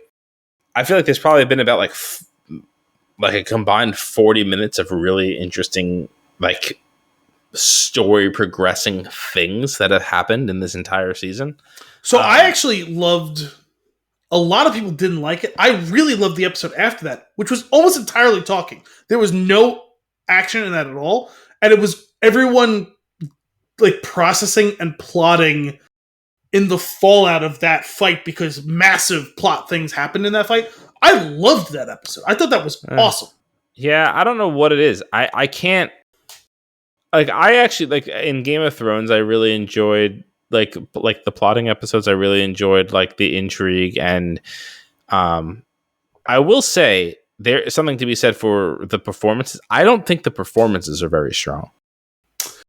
It depends. I mean, I think some of the performers are pretty damn strong. I think like no one is like a bad actor, but I don't think every performance is great. Well, I don't want to fault the actors because there are certain things that I'm seeing that feel very much the fault of directors. For example, Rhaenyra, right? Did I say that right? Yep. Constantly has this look of like on her face as if she's intimidated and unable to do this and not wanting to do this. And now I understand the character is conflicted. Yeah. Right. And that's fair. But there's something about like, it's almost like, be more, it's like, I feel like the direction that she's constantly given is be more timid in this scenario. And at first I was thinking like, wow, I'm not sure I'm on board with this actor's performance. And then I thought she did a really great job in the first season. I think this season was a little bit more of a mixed bag, but like not bad. I do agree. I don't remember feeling this way in the first season, but I've very much been feeling that way this way. But then there's the scene with the big dragon who's, I'm not going to remember a dragon's name, but the biggest one. Right. And she's out there and obviously she's like a little timid going up to it. And she's got the rest of the bastard Targaryens there. And also another riveting sequence. Very, very cool. But she was like, she was being timid, but then there was the confidence came through in it. Right. Like I am like a dragon lord. I got like after like the dragon like let her touch and like the like her face changed, her expression changed, her performance changed dramatically and in a really good way. And I was like, this makes sense. But in that moment, it was like, oh, I think this is a fault of the director. Yeah, I think that's a writing. Well, whether or not it's fault, it's a choice by the writing and direction. It's just if they make her so come across so timid and weak. She spends most of the season conflicted, right? She spends most of the season like torn between am I supposed to be taking charge or am I supposed to be delegating? And she never feels like she's making the right choice. Right. And that's fair, but that's not what's coming across. What's coming across is I can't do it. That's what's coming across in the performance, and I don't think that it's. Again, after now that I'm this far into the season, I don't think it's the actor's fault. I think that it's I think that's the direction that was given. Speaking of, like, and I also think that the same thing has been happening with Damon, I feel like because he in the first season, the two of them I thought were strong performances, and in this season they feel very weak to me. And like I said, at this point, now I'm starting to feel like it's a fault of something other than the actors themselves. See, I actually liked his performance more this season than last season, but I think as far as the service to the whole show, now they're adapting the book, so like they probably can't avoid this. Separating the two of them for the majority of the season, I don't think is super strong for like how like the plot is unfolding in that sense, or at least like how like getting maximal interactions on screen. Let's put it that way, which is kind of vague. But I actually thought his performance was really strong, and I thought the story around him was really strong. Not at every single moment, but the arc of the character's development, where he's just such a piece of shit the first season. He really is. And most of this season as well. And to literally watch him go from spoiled man-child into realizing what the burden of command, what the burden of leadership actually is. Mm-hmm. I thought that was really compelling storytelling. Even if it wasn't every single moment along the way, I thought that the whole tapestry that came out of that was really strong. That's fair. I don't know. Everything feels a little. Well, I don't want to say too much because actually now I'm blurring the last two episodes because I watched them back to back. There may have been something that hasn't happened for you yet that will like seal the deal of what I just said. No, I think I agree with. He's come around at this point. That's where that's actually what I just watched before I turned it off. The scene where she shows up. Yes. Okay, so then that's scene. The end, and that was great. Great that scene, sequence was great, and a perfect end cap to that storyline. But for me personally, 6 episodes of like leading to that is too much. Like I do think it was a little. It's like, oh my god, you could have. Well, whether you could or couldn't have, it didn't need as much of the will he won't he of during the course of the season, but like the 50,000 foot view of that storyline, I really enjoyed.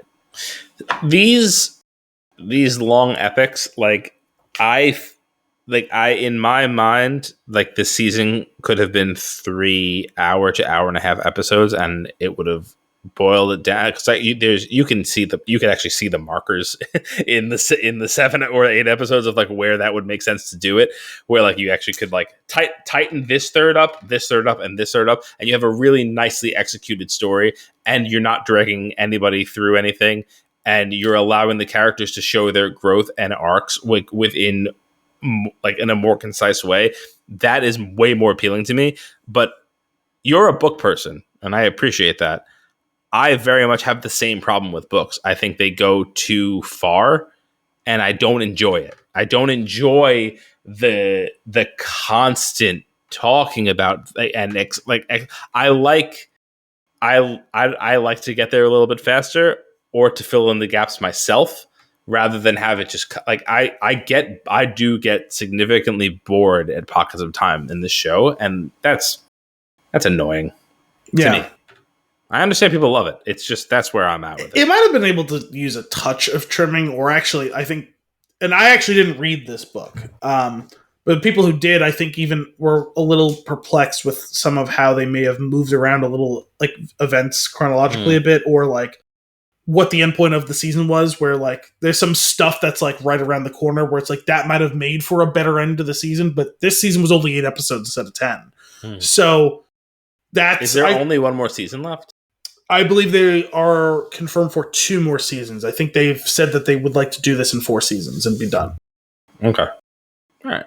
I think actually they officially announced that when the second season ended was there will be 2 more seasons. I will still watch it, but I'm in no rush. Like it's not gonna. Don't rush, because it's gonna be 18 months till the next season. Yeah, but even when it drops, like similar to this one, obviously, because I'm watching it now. But like, I'm not gonna be a week to week person with this one. With the Game of Thrones, by the end, I was, but with this, I liked this season more than the first season. It doesn't mean it was perfect. I actually was not huge on the first season overall. Like there was definitely things I liked about it, but I didn't give a shit about like any of the characters, whereas like at the end of the first season of Game of Thrones, I really felt some type of way about a bunch of the characters. Mm-hmm. And those things like changed as seasons went on or whatever, but like I felt like I had opinions about a bunch of characters. I kind of nothinged most of these characters at the end of the first season, Yeah. I do think this season did go a long way towards making me at least feel things about most of the main cast. So, like, that's to its credit, I think. I thought they did some really cool stuff. I think there was some cool individual storylines. I don't think it was perfect. I did think there was some really cool action sequences. I think that episode about I totally forget what the name was. It Rook's Rest or whatever. Like that whole storyline around like the seizing of that. I thought that was really cool. I thought that was like an awesome episode. Like I said, I thought that the dealing with the Fallout episode of the one succeeding that was pretty excellent as well. There was a bunch of characters who I thought got the fleshing out that they deserve finally, where it's like, okay, at least I have a reason to care one way or the other, whether I'm rooting for or against this person. Like, at least I feel like I care about like some of these main characters now, which I didn't. Yeah. I thought the Bastard storyline was really cool. The Bastard storyline is really cool. The two things that have stood out to me are that, because I think that's really fun. But then, well, I'll go back to that in a second. And then I also love the storyline of, I don't even know. I'm not going to remember a single character's name, but the actor from Devs, Sonoya Mizuno. She plays Masaria. Masaria. Okay, so like, but that storyline of like having the pulse of the people, and then like being able to kind of like inform them, like through, she's kind of their your channels. She's kind of your Varys stand-in, right? Yeah, I like that character a lot. And I like what's going on, and I like that aspect of the game. I do too, and I like the character, and I like the actress. But going back to your point a few minutes ago about direction, I don't know why they're having her do that accent. I don't understand the accent even a little bit. She's a good actress, and she doesn't. That's not her natural. She's doing that, right? I believe so. Yes. Okay. I don't know why, unless I'm wrong, but like I'm pretty sure I'm not wrong, because like she does occasionally slip in and out of that accent a little bit. Yeah. Very strange. She's a good actress. I couldn't agree more. She was great in Devs. Like she's a good actress. So like I don't know why she chose that accent. And it feels put on, which would be weird if that's just how she actually speaks. But it's it's very. It does take you a minute to get back into the scene when she starts speaking like that. Yeah, very weird. It's interesting. Even if that is her, if that let's say that is the way that, like, that's her natural accent. Let's say that that's the case. We know that she is able to not do that, and it's. And I mean nothing. Like, I don't mean anything. Like, I'm not trying to be negative. Like, about like. That, no, I cannot stress enough how much I like her, and like I just don't like that aspect of her. It doesn't. It's so jarring and so unlike literally anybody else's voice or the way they speak in the entire show that it's like, oh, you're not in the universe. Well, no. So that one part of it, I will give. She is from one of the free cities, so she's meant to do a different accent, than the Westerosis. So like that was the goal. It's just what they settled on is not really working. That's the problem. Yeah.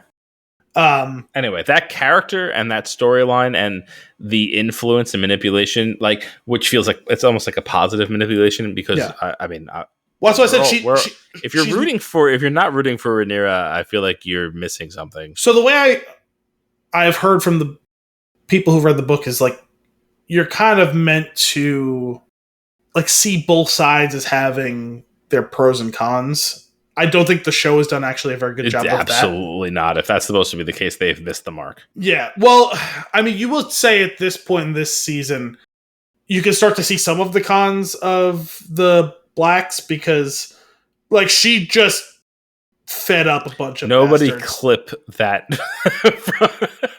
No, there's poorly. I know. That's what they call. They're the greens and the blacks. Like, I'm sorry. It was just the way that it came out. Yeah, it's unavoidable when you're talking about we're talking about deep lore here. Like, they're referred to as the greens and the blacks. Yeah, no, I know. All of them are white. Well, not all of them, but most of them. Hey, now. The way she like served up that group of bastards on a platter to dragons to be slaughtered, like, that's a con. Yeah. Yeah. And like, Daemon has always had. I did not like him at all in the first season. I think he's a pretty dreadful person, right? Like the character's a dreadful person, and like the callousness by which he sent Blood and Cheese to go hunt down King Aegon and him like slaughtering his child instead. Yeah.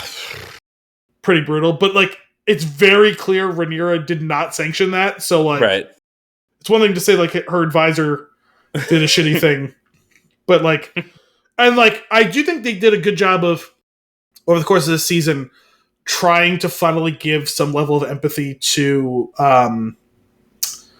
the Queen Dowager. I'm totally forgetting her name right now.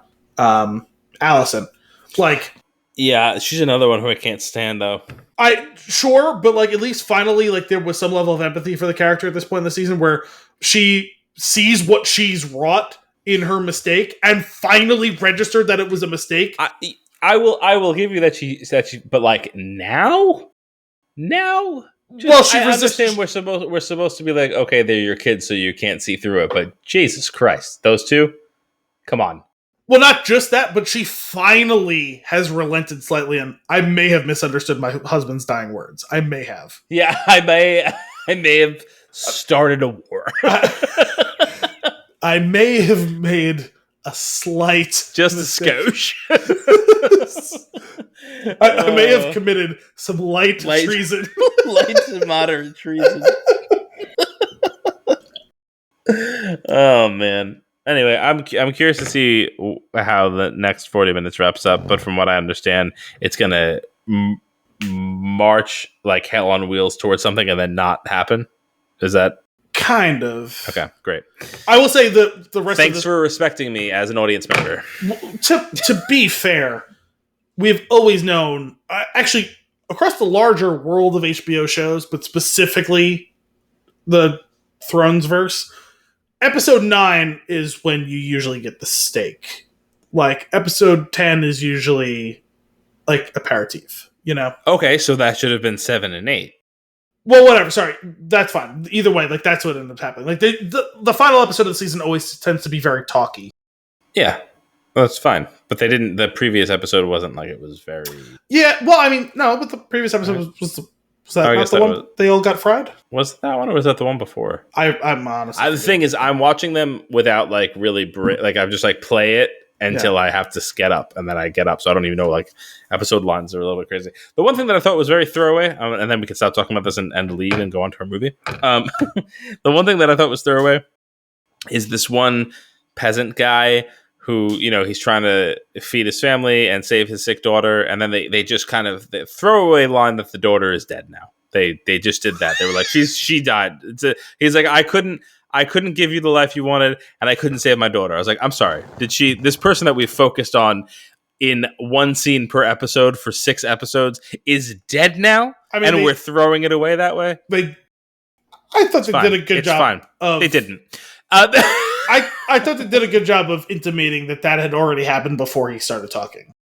No. They showed the two of them being clearly distraught and like... They've been distraught for 7 episodes. It's fine. Well, distraught in the way like where they can't meet each other's eyes and also the daughter isn't around anymore. Well, let me double down this. They're going to throw out that, okay, she's dead now. Couldn't save her. Okay, cool. So, got it.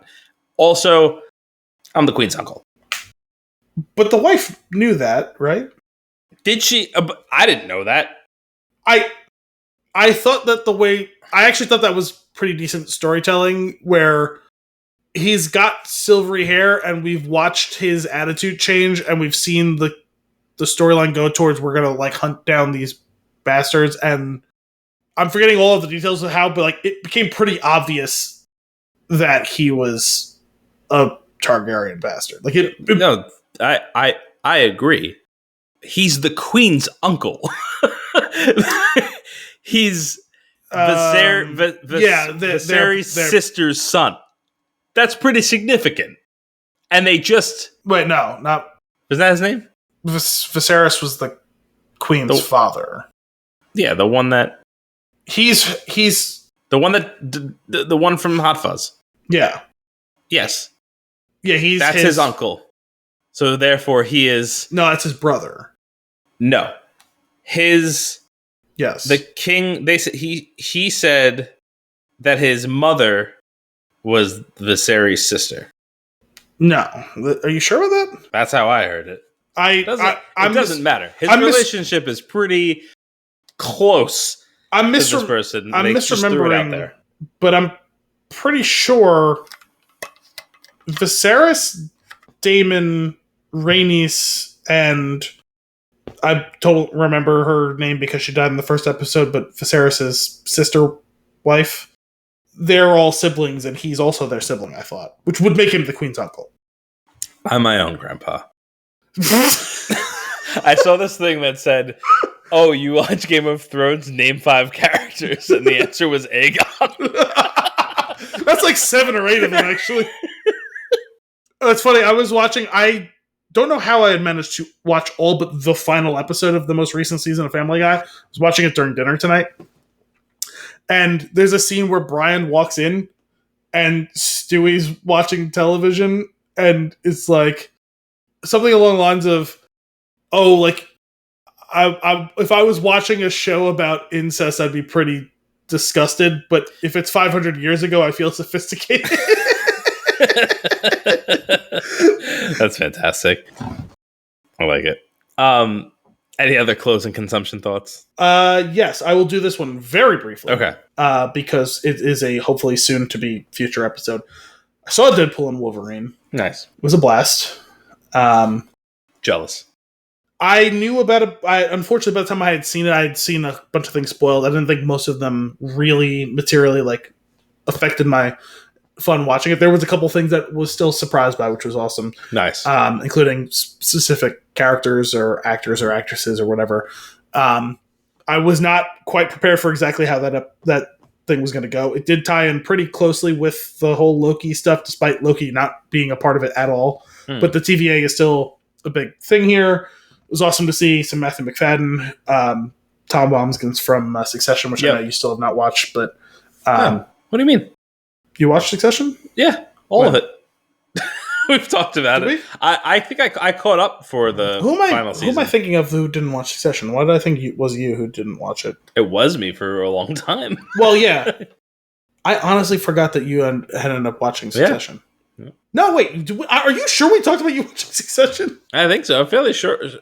I think that we talk about the final 5 or 6 episodes as they happened on the show because I had caught up. Who knows? We didn't record very much in the past year. Nobody knows.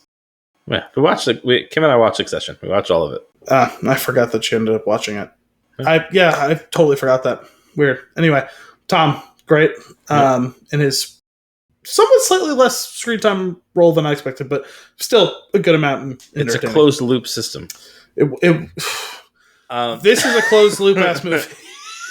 I'm very excited to see. I'm so excited to see it. I'm trying to not think about it, or I've been actively avoiding things. I've obviously had a couple things spoiled here and there, probably similar to you, but I think I've been pretty good at keeping my distance from it. So hopefully I'll get to it soon. So the only other thing that I've consumed, if you don't have any consumptions, I have one minor. I can save it. I watched Horizon Chapter 1. The Kevin Costner movie. Oh, okay. I am not a big Western fan. We've talked about this in the past. Yeah. You like them. I'm not huge on them. I wouldn't sound like a fan, but I like them. You like them. It feels like over our conversation, I like them enough. You like them more than I do. Sure. I'll say it that way. Okay. I actually kind of liked it. Now, it probably didn't need to be the length that it was, but I actually kind of liked it. I gotta say, it's a big red flag if you're saying that, because we know that you have a much higher tolerance. I have no problem with a long movie. You can make your movie 8 hours if it's awesome and I enjoy it. If it's good, if it's a good 8 hours, yeah. Yeah. He probably needed some editing on this movie. He went the Scorsese route. Yeah, which is audacious when you're in the position he was in and you're not in the position Scorsese is in. Mm-hmm. I think that the fact this that cutting room floor is going to be pristine. I think it was beyond asinine that they were going to release the first 2 movies in theaters 2 months apart. Have you heard about movie theaters? I don't even know. Honestly, I don't know anything about this. So they were going to release the 2 of them theatrically 2 months apart. Uh-huh. And the first one performed very poorly at the box office. So they pulled the release of the second one so that more people would have an opportunity to watch the first one. Yeah. Because, you know, that's how movies usually work. Yeah, I definitely could have told you that wasn't a good idea. So this is supposed to be like 4 or 5 chapters. I don't even know if they're going to get to the third. The second one is done. It's been out for like screening for like review, but I don't know if it's out in any actual way yet. Because I did read a review the other day about it, but I don't think it's in any way, shape, or form like available to anyone yet.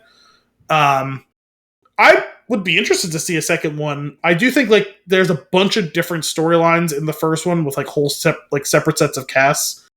It's clear that these are all going to dovetail eventually at some point. Mm-hmm.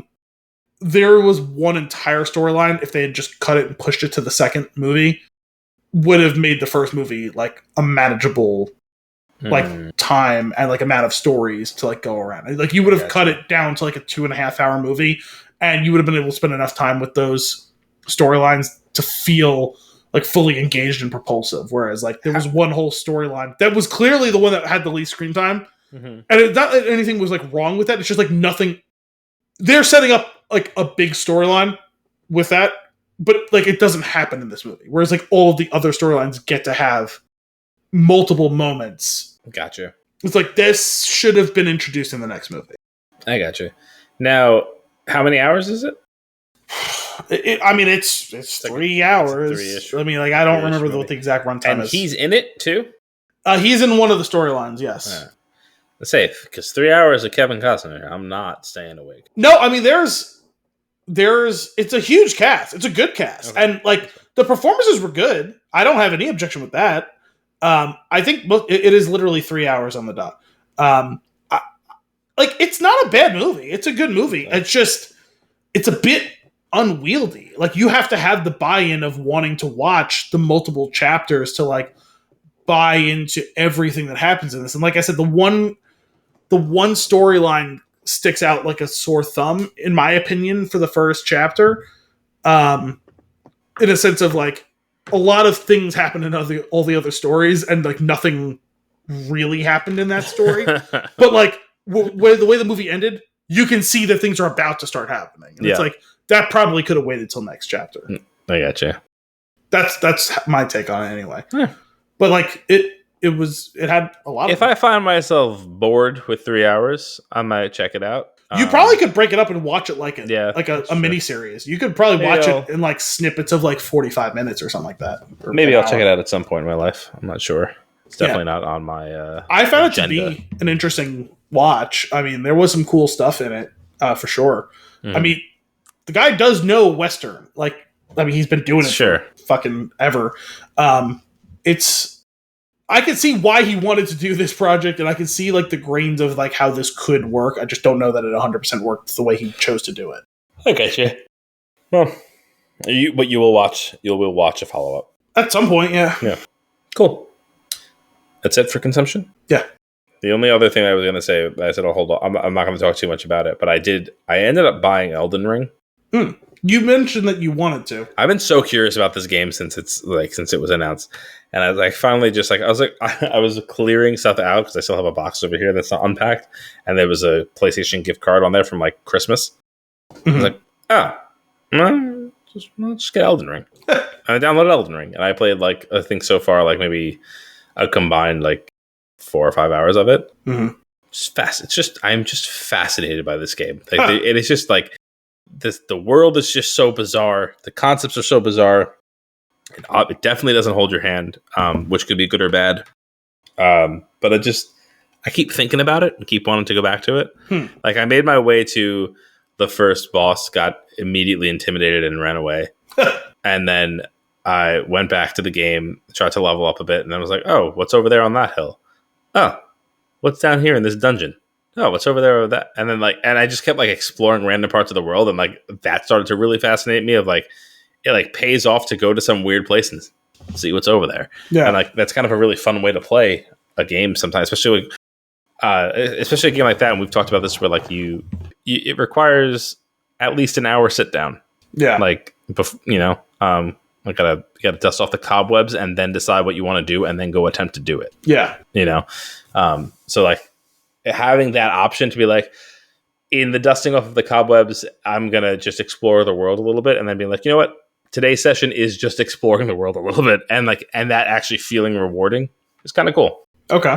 But that's the thing, is that style of game, it's really tough to balance that in a way that's appealing to me. Like, I'm not saying it's impossible, but like, I have like a really high bar to clear where I would like to be interested to just go explore for a while. But if you're not giving me enough story to feel like I can, let me do some story for an hour. Let me do some exploring for an hour. If I don't feel that balance, I will lose interest. Yeah. Well, so I will give you a perfect example then. I am interested in the story itself, right? Like the main storyline. Very curious. But the next step of the main storyline is for me to beat that boss. So I was like, I didn't feel ready for it, and I wanted to kind of like learn a little more about the mechanics and level up a bit before I fight them.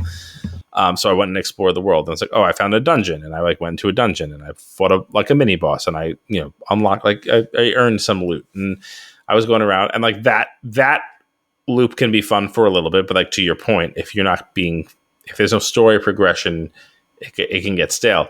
But then I stumbled across this woman on the side of the road, and I was like, oh, I only talked to this woman, and she was like, the people have like they've rioted and they've taken over the castle. It's like I escaped, but whatever.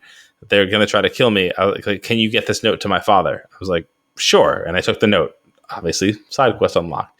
Then I went to go do something else, and then I came back, and she was slaughtered over this thing that she was sitting on, where she handed me the note, and I went, oh dear. I was like, I feel like I got to get to the bottom of what's going on in this castle. And now I'm on my way to the castle, and I haven't turned the game on since. But wow. I'm curious what's going on in that castle. I feel like I got to know. But it's cool. It's a beautiful game. It's just so weird that I like it. Yeah. And then I don't know. It's like a hard thing to explain, but I want to see. I want to play more. Well, enjoy it, because George R. R. Martin was working on that instead of Winds of Winter. Sure. Yeah. No, what are you going to do? All right. Let us get into this flick of the week. Beetlejuice, released in 1988. Hey. Rated PG with a 1 hour and 32-minute runtime. The spirits of a deceased couple are harassed by an unbearable family that has moved into their home and hire a malicious spirit to drive them out. That's very specific. It's exactly pretty much. That's it. That's exactly it. What a funny thing, though. Like, and this is like this is like that. Yeah, that is exactly what happens in the movie, and it is so not at all the movie. Like, that's like not like the ethos of the movie. It's like it's everything else, right? It's like it's these caricature characters that they've created. Like, it's like that's what the movie is. It's the experience of the nonsense and all of the fun. Why don't you give me your Toot-length review? The quintessential Burton experience? ? Macabre, funny, musical, and utterly ridiculous. And history shows Burton, like Lucas and Jackson, should have never left his practical effects for the siren song with CGI. 7.5% out. 7.5 out of 10. 7.5%? Yeah. Oh, it's so low.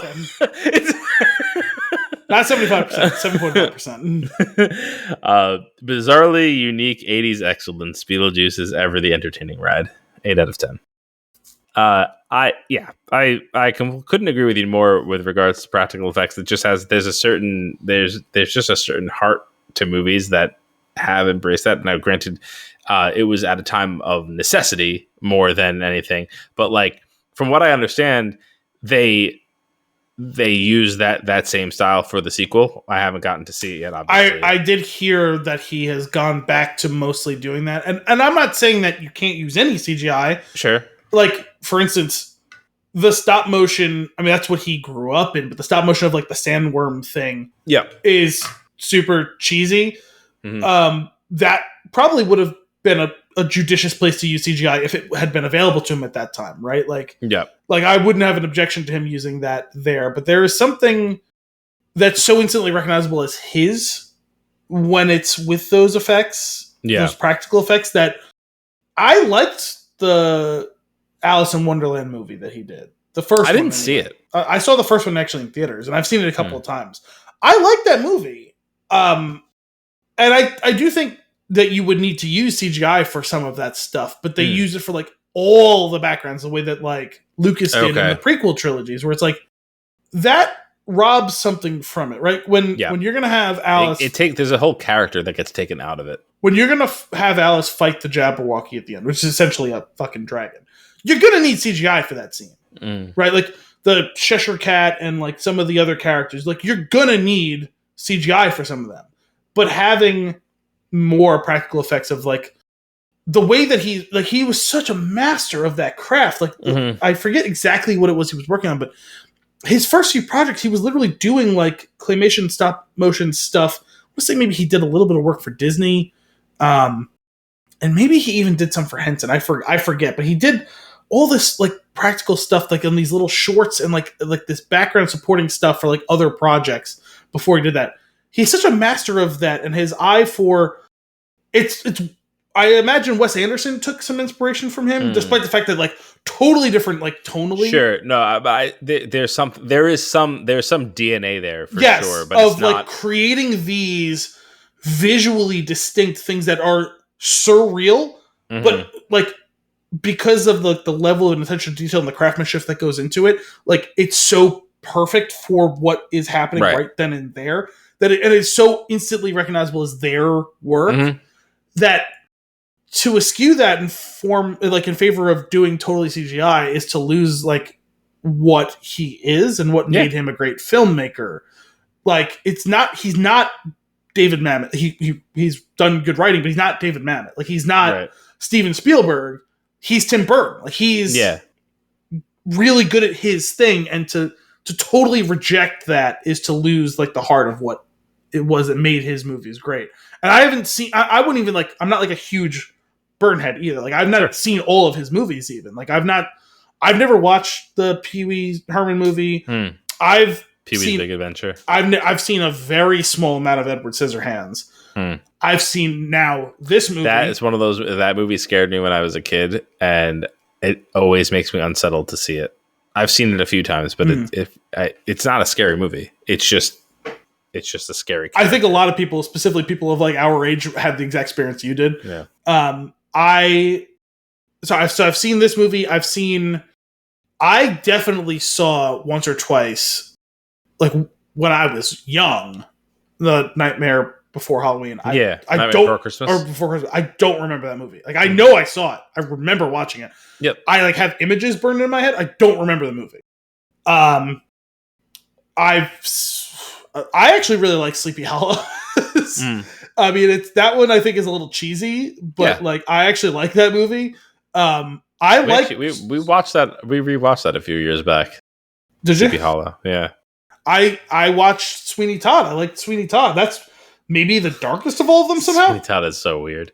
Yeah. And like I said, I've seen Alice in Wonderland.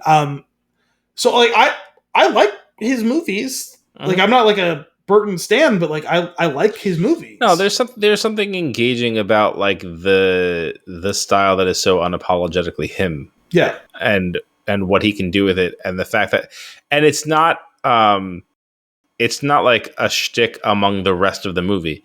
It's the world is so fully realized, and which is incredible because most of it takes place inside of a house. Yeah. It's not even a world. Yeah. It's a house. Yeah.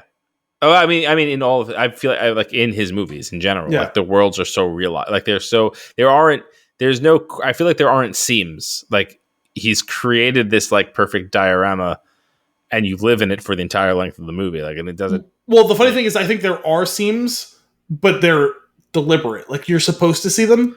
Sure. Like, but that's that's part of it. Yeah, like it feels like you're in on the joke. Like that doesn't feel like a mistake. It feels like that's supposed to be your one touchstone to reality. To like know, like this thing I've crafted in this box isn't actually real, but you'll slip into thinking it is occasionally. Right. And when you lose track of what's right and what's wrong, what's real and what's not, like this is the little thing that'll let you show like you're in on the joke with me. Mm-hmm. This is a really fun. So Kim had never seen it before.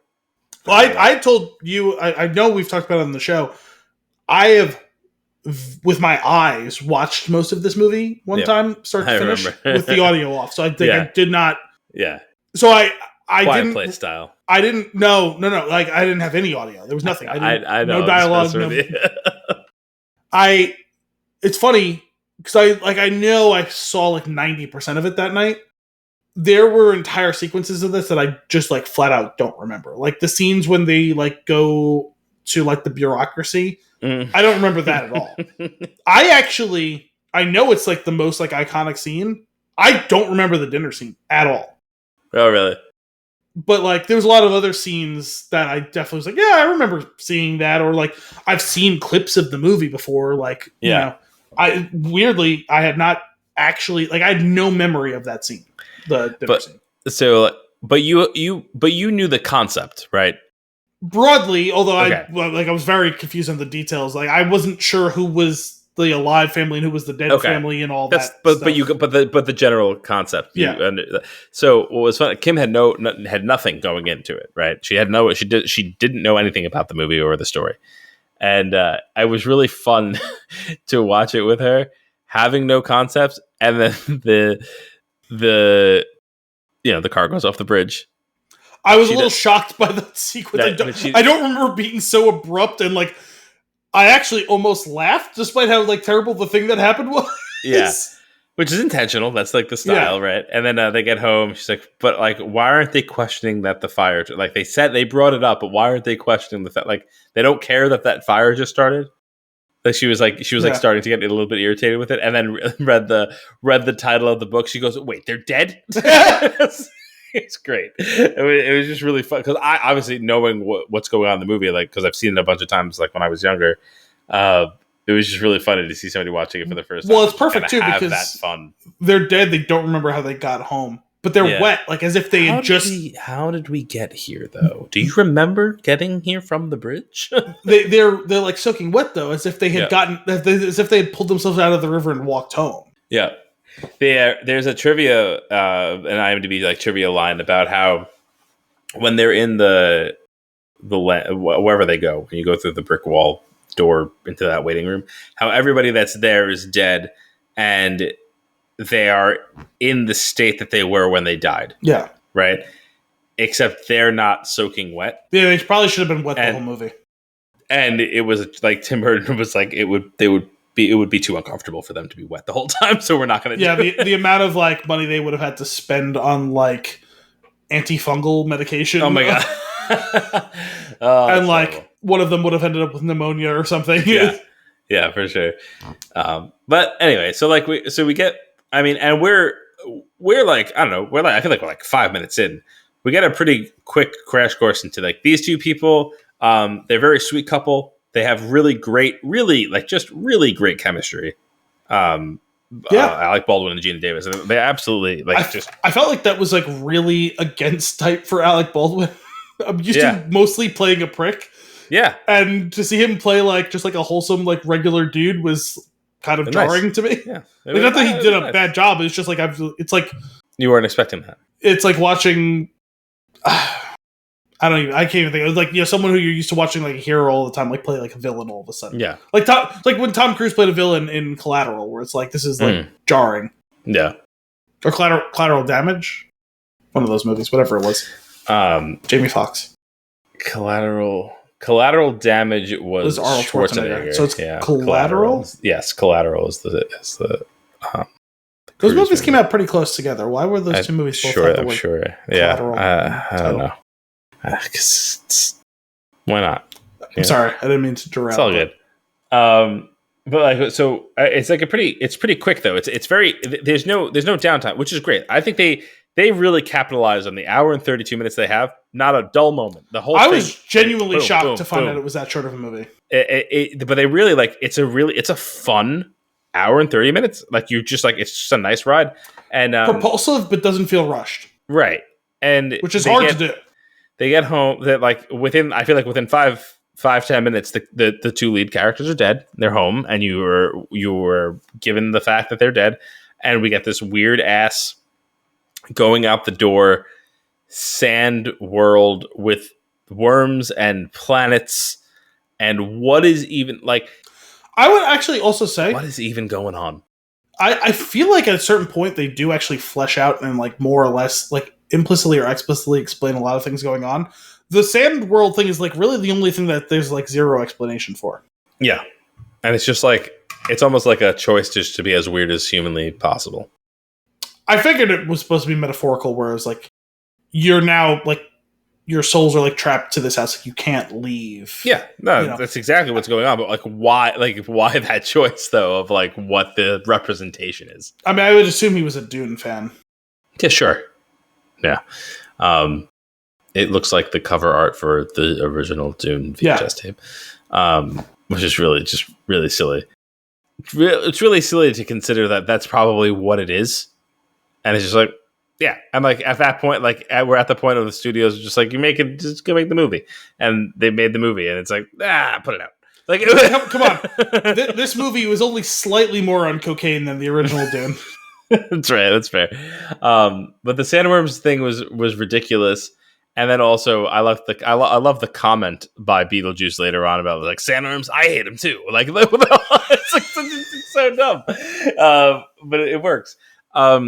I would like to point out, like at this point, like we have not been introduced to the titular character, right? Like maybe I think at one point you hear him kind of grumbling, and they pan the camera back, and they don't really show him. He's reading the newspaper about them being dead. That's I was genuinely shocked to find out how little screen time he had. 14 and a half minutes. And I heard that they did almost identical for the new one too. Yeah. Maybe I thought that's for the best because. Like, at a certain point, the shtick could become too much. Absolutely. But what he does with that 14 and a half minutes is completely steal the show. Sure, I guess if I were to complain, I would say it would almost be nicer to get, even if you kept the same amount of time, to sprinkle it a little bit more. Spread it a little more, like to not have like clusters where it's like, he's here for 5 minutes. Yeah. And then you don't see him for 20 minutes, and then like he's here for 5. You know what I mean? Like that's how I kind of felt like that's how it might have been nice to get him for 2 minutes here and 3 minutes there and 1 minute there, and whatever. Yeah, not a big complaint, but it's funny though because like that the name of the movie is Beetlejuice, and he's on the cover, right? But assuming it's not Beetlejuice. But we get through probably like 30, maybe like 30 to 40 minutes of the movie before he's even in it. Yeah, But they capture your attention so well that you're not even thinking about it anymore. You're like, oh, like this is the story is interesting. It's like they're in the house. There's these horrible people moving into the house. They don't want them there. They don't know how to deal with this. They're gonna do what they can, and they're gonna learn through exposition by their caseworker that they should haunt them. And then I'm gonna haunt you. I'm gonna haunt you. Haunted. It's a haunt.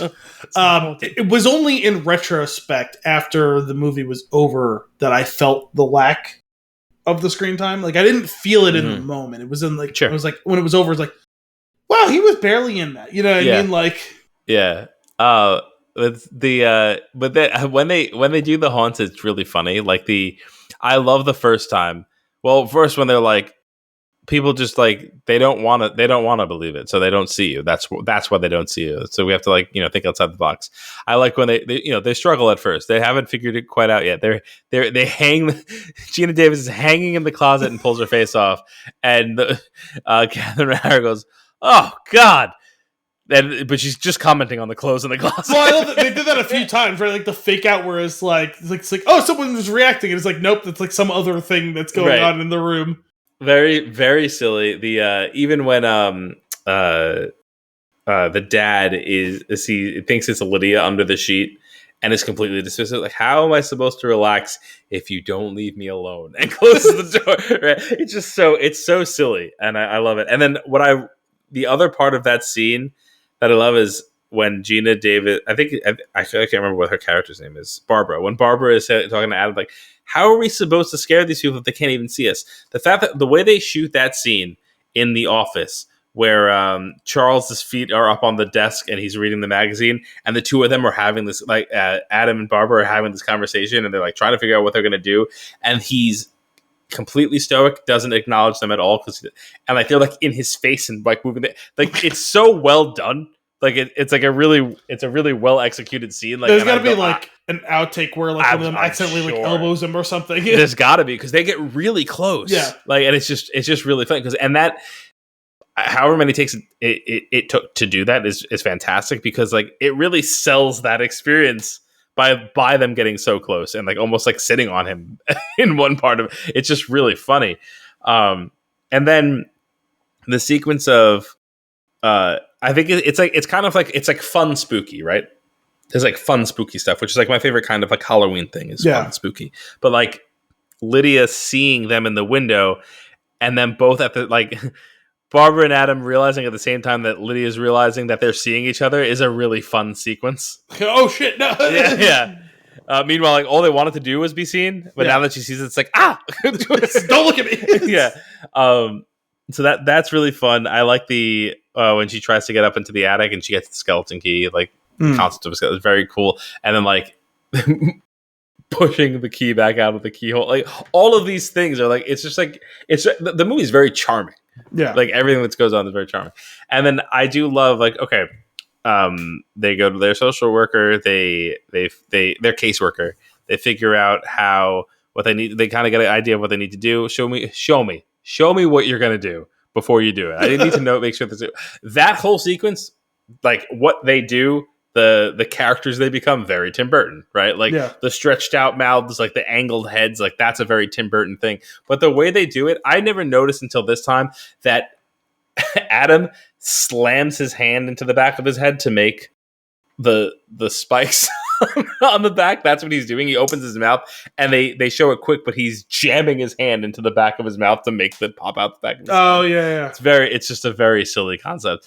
And then what I love about all the like there's a lot of shtick involved in like, okay, so then they go scare everybody. They go back to the house. Lydia sees them. She's terrified, and Barbara's like, "Oh my god, I'm sorry," and fixes her face, and he can't, and he can't, and he's like just like don't like keep her that way.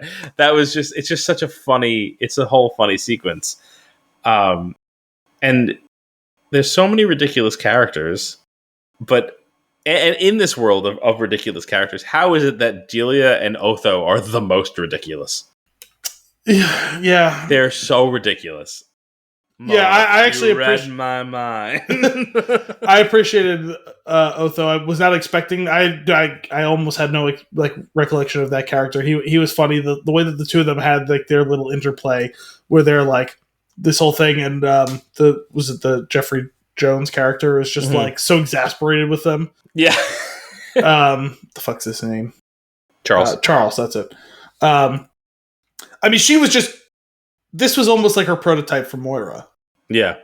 Right, there's very similar aspects to those characters, it feels like. There was a lot of funny, like, subtle digs the two of them had at each other. Like, when he's trying to, like, give her the hard sell, that's such like an old school concept of, they basically bought this house sight unseen. Like, I think maybe they looked at, like, Polaroids or something like that. None of them had been to the house before, and, like, he's selling her on the house as they're moving in. Like, they've already bought the house, you know? Yeah. And, like, he has a line like, "Oh, look how beautiful the kitchen. Now you can finally make us, like, wonderful meals." Yeah. But the implication of that line is, and she turns and realizes what the fuck he just said. She walked, and like our first introduction to her is she walks into the room. She's like, "A little gasoline, a blowtorch, no problem." And she has at least one or two digs at him too, where like it takes him a second to realize. I don't remember what, because I just remember that and it's like, man, like you're really gonna say that to your wife? I love it. I'm looking right now to see if I can pull up any of her quotes, because she does have some good ones. I should try. Like, she does have that. She has that Moira moment where she like yells an entire line, almost like Madeline Kahn style. Like she's like losing it and yell. And I love that type of the delivery. It's so I feel like, did she have a line around when like he's like, "This is my art and it's dangerous. Do you think I want to die like this?" There was, I thought she maybe had a line, or maybe it was just a look, where like something along the lines of when they're like talking about what they're going to do in this room and that room. Yeah. And Charles goes like, "You can do whatever you want in the whole fucking house, but just leave this one room, like, for me." And like, she has some like line or like some like way that she delivers it that I felt like was like the dig back in that sequence. Yes. I don't remember what she said, but yeah. When they're in, like, just before they get to the office, when Otho and Delia are walking through the house, and Otho asks her, "What happened to these people?" She very quickly and then immediately, like, she said, "They died. Oh, look, an indoor outhouse." Also, I don't think that that's how that works with like estates and like I don't think the real estate agent could just be like, I'm going to sell it now. They're dead. It's fine. Yeah, that whole thing with that whole thing of like she wanted to sell their house for some reason. No, did not understand that. She had barely sold it to them, and now she wants to sell it out from under them. Very weird. Very, very weird. But getting Michael Keaton as Beetlejuice, he's so disgusting. I did not realize how horny / pervy Beetlejuice was. I know, like I think, and especially considering like I watched this when I was young, and obviously all of it went over my head. And in rewatching it as an adult, it really is insane. And I think one of my as ridiculous and grotesque as he is, one of my favorite lines is as he's like, I'm feeling a little anxious, if you know what I mean. It's so stupid. And he's got like this little like bop as he walks towards the whorehouse, and Barbara's like, Adam, why would you put that there? He's like, I didn't. It's so silly. But like even like when they first like meet him or talking to him, and he like is like trying to like grope her and kiss her, and it's like it was very Pepe Le Pew. Yeah, and, like, it's not good. And then like later when he turns into that whatever like weird snake thing, and he like goes like under her skirt, just looking up, it's like, Jesus, dude. So I'm going to pull up some of his, because he has, in his 14 and a half minutes, everything that he says is ridiculous. When Adam asks him what his qualifications are, and he gets all serious. I went to Juilliard, Harvard School of Business, and I forgot what the whole is it. Oh, by the way, I'm dead. Well, I attended Juilliard. I'm a graduate of the Harvard School of Business. I travel quite extensively. I lived through the Black Plague and had a pretty good time during that. I've seen The Exorcist about 167,000 times, and it keeps getting funnier every time I see it. Not to mention the fact that you're talking to a dead guy. Now, what do you think? Am I qualified? He's so ridiculous, and one of those things like similar to like the fact that his screen time is very low. There's all this trivia about like how he like had ad-libbed a lot of what was going on there, which almost makes it more gross. Some of the grotesque things that the character does. Well, I assumed they were having him like ad-lib some of like the stupid banter stuff. Yeah, but I mean, I could an easy from the quotes here, an easy call out of what was definitely an improvised line. Kicks over the tree. Nice fucking model. Oh man, I've always been very uncomfortable with like the mold growing on his face. Yeah, fungus or whatever it is. Like, it's disgusting. Go ahead, make my millennium. Oh man, but I was really hoping I realized when I'd said it, I was like, okay, Anthony did not watch Curb. He's not gonna like get this line. There was like one stupid interaction in Curb. When I did the line of the opening where I said like, I'm the ghost the most, babe. Yeah. Where there's an argument between Larry and Richard Lewis, and I don't remember what they were arguing about, but Richard like tries to like lay down the law to Larry, which he rarely actually gets. Like, he will complain to him and like ask him to do things, but he usually isn't like concrete about it, and like he tries to be serious, and he ends it with like this is how it's got to be, babe, or something like that. And Larry goes, "Did you just babe me?" He goes, "I babed you." And I was really hoping against hope for some reason you would be like, "Did you just babe me?" That would have been good. I wish I knew. I wish it was another joke. It's okay. I do like it though. There was something else I wanted to bring up to you that I thought, anyway, whatever. But do you remember? Did you watch the Beetlejuice cartoon? I know I must have seen part of an episode or 3, but I don't actually really remember it. Like, I remember it existing. I remember watching a good deal of it, but I still don't like remember it. But it's a much different. It's obviously like it's a much different vibe. Like Lydia and Beetlejuice are friends. Like it's very, and they like get into these antics.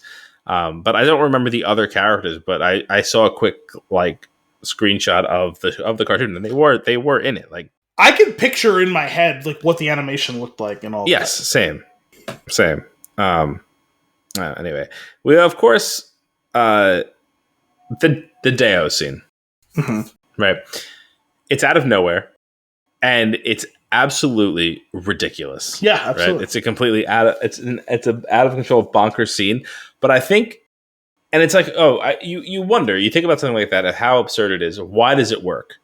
Right? Why? It's very funny and it's very memorable. Why does it work? It shouldn't work. It's very stupid. And then you realize it's because they're all having a grand old time doing it. Well, there's two things. One, they've set the table literally and metaphorically where these people are obnoxious. They're the worst. Yeah. They are these gross, snobby people. And then like they start doing this ridiculous shit. And like you see them enjoying it on multiple levels. Like the characters who should loathe what's happening are totally buying in. And it's the second level is the actors and actresses are having so much fun doing this utterly ridiculous, stupid shit. Stupid. When they all turn around and stick their butts up in the air and do like a butt dance. That's what I'm saying. Like, they start shaking their ass and they're basically fucking twerking at the fucking dinner table in their like finest like attire. It's like, what is happening? I love it. And then to end it with like the shrimp hands coming out and grabbing their faces is really so bizarre. Yeah, just totally contextless. Like, there's nothing. Like, why? What is that even? Yeah, I do like though that in watching that sequence before it actually happens, you have to, because I know I actually forgot about the hand, like about it becoming a hand and grabbing their face. And I was watching it, and like as the dinner starts, I was like, those shrimp are oddly large. Sure enough. Yeah, actually, I didn't notice that beforehand. Now, I was talking about it earlier, like I don't remember that. I don't remember that scene. I actually remember that one part. I remember the fucking hands reaching up and grabbing them out of that. Like, that's the only part of it I actually remembered. So ridiculous. I like I do like that by the end of the story, they've all kind of come around and they're just living together. Well, even before that, these people who were like the straight-lacedest, waspiest people in the world, having this like possession moment and not having an existential crisis, it's immediately, well, how do we profit off this? Right. Like, totally fine with it. No questions. Yeah. No, oh my God, what are the implications of this? It's just, man, we could make a money penny off of this. Yeah. And then like getting like frustrated when the ghosts won't like cooperate with them. To the point that they're going to do these fucking rituals. You'll open this door, I will break it down. Yeah, scolding the ghosts. Yep. But then, yes, I was genuinely shocked at the end. Like, I mean, it was pretty obvious that these parents didn't want to parent this girl. Right. And they do have the one throwaway dark comment that Gina Davis's character, Barbara, couldn't have kids. To some degree. Yeah, I wasn't sure if that's exactly what they were going for. I knew they were like, I mean, they obviously, they alluded to the fact that they had tried and it hadn't worked, but like, it wasn't clear to me what the source of that was. And it was just very clear that she wants kids and doesn't have them. Yes, that's the only part I got. Was but that they not just that they won't be able to have them. That they wanted kids and were not able to have them. Oh yeah, sorry, but yeah, I only said her character because like she was the one in the scene. But yes, they want. Well, because there was a line before they died where the two of them were talking about like, because like Jane was pushing them to sell the house and they didn't want to, and they were like, well, we've just gotten everything the way we want it. And like start thinking about what's next. Like maybe we'll even try again. And like there's a look between the two of them. Yeah. So like it was like obvious that they wanted kids and it hadn't worked. Whatever the reasons, and the reasons like ultimately don't really it doesn't matter, right? Yeah. Like, but sorry to circle back to your point about with Lydia or whatever.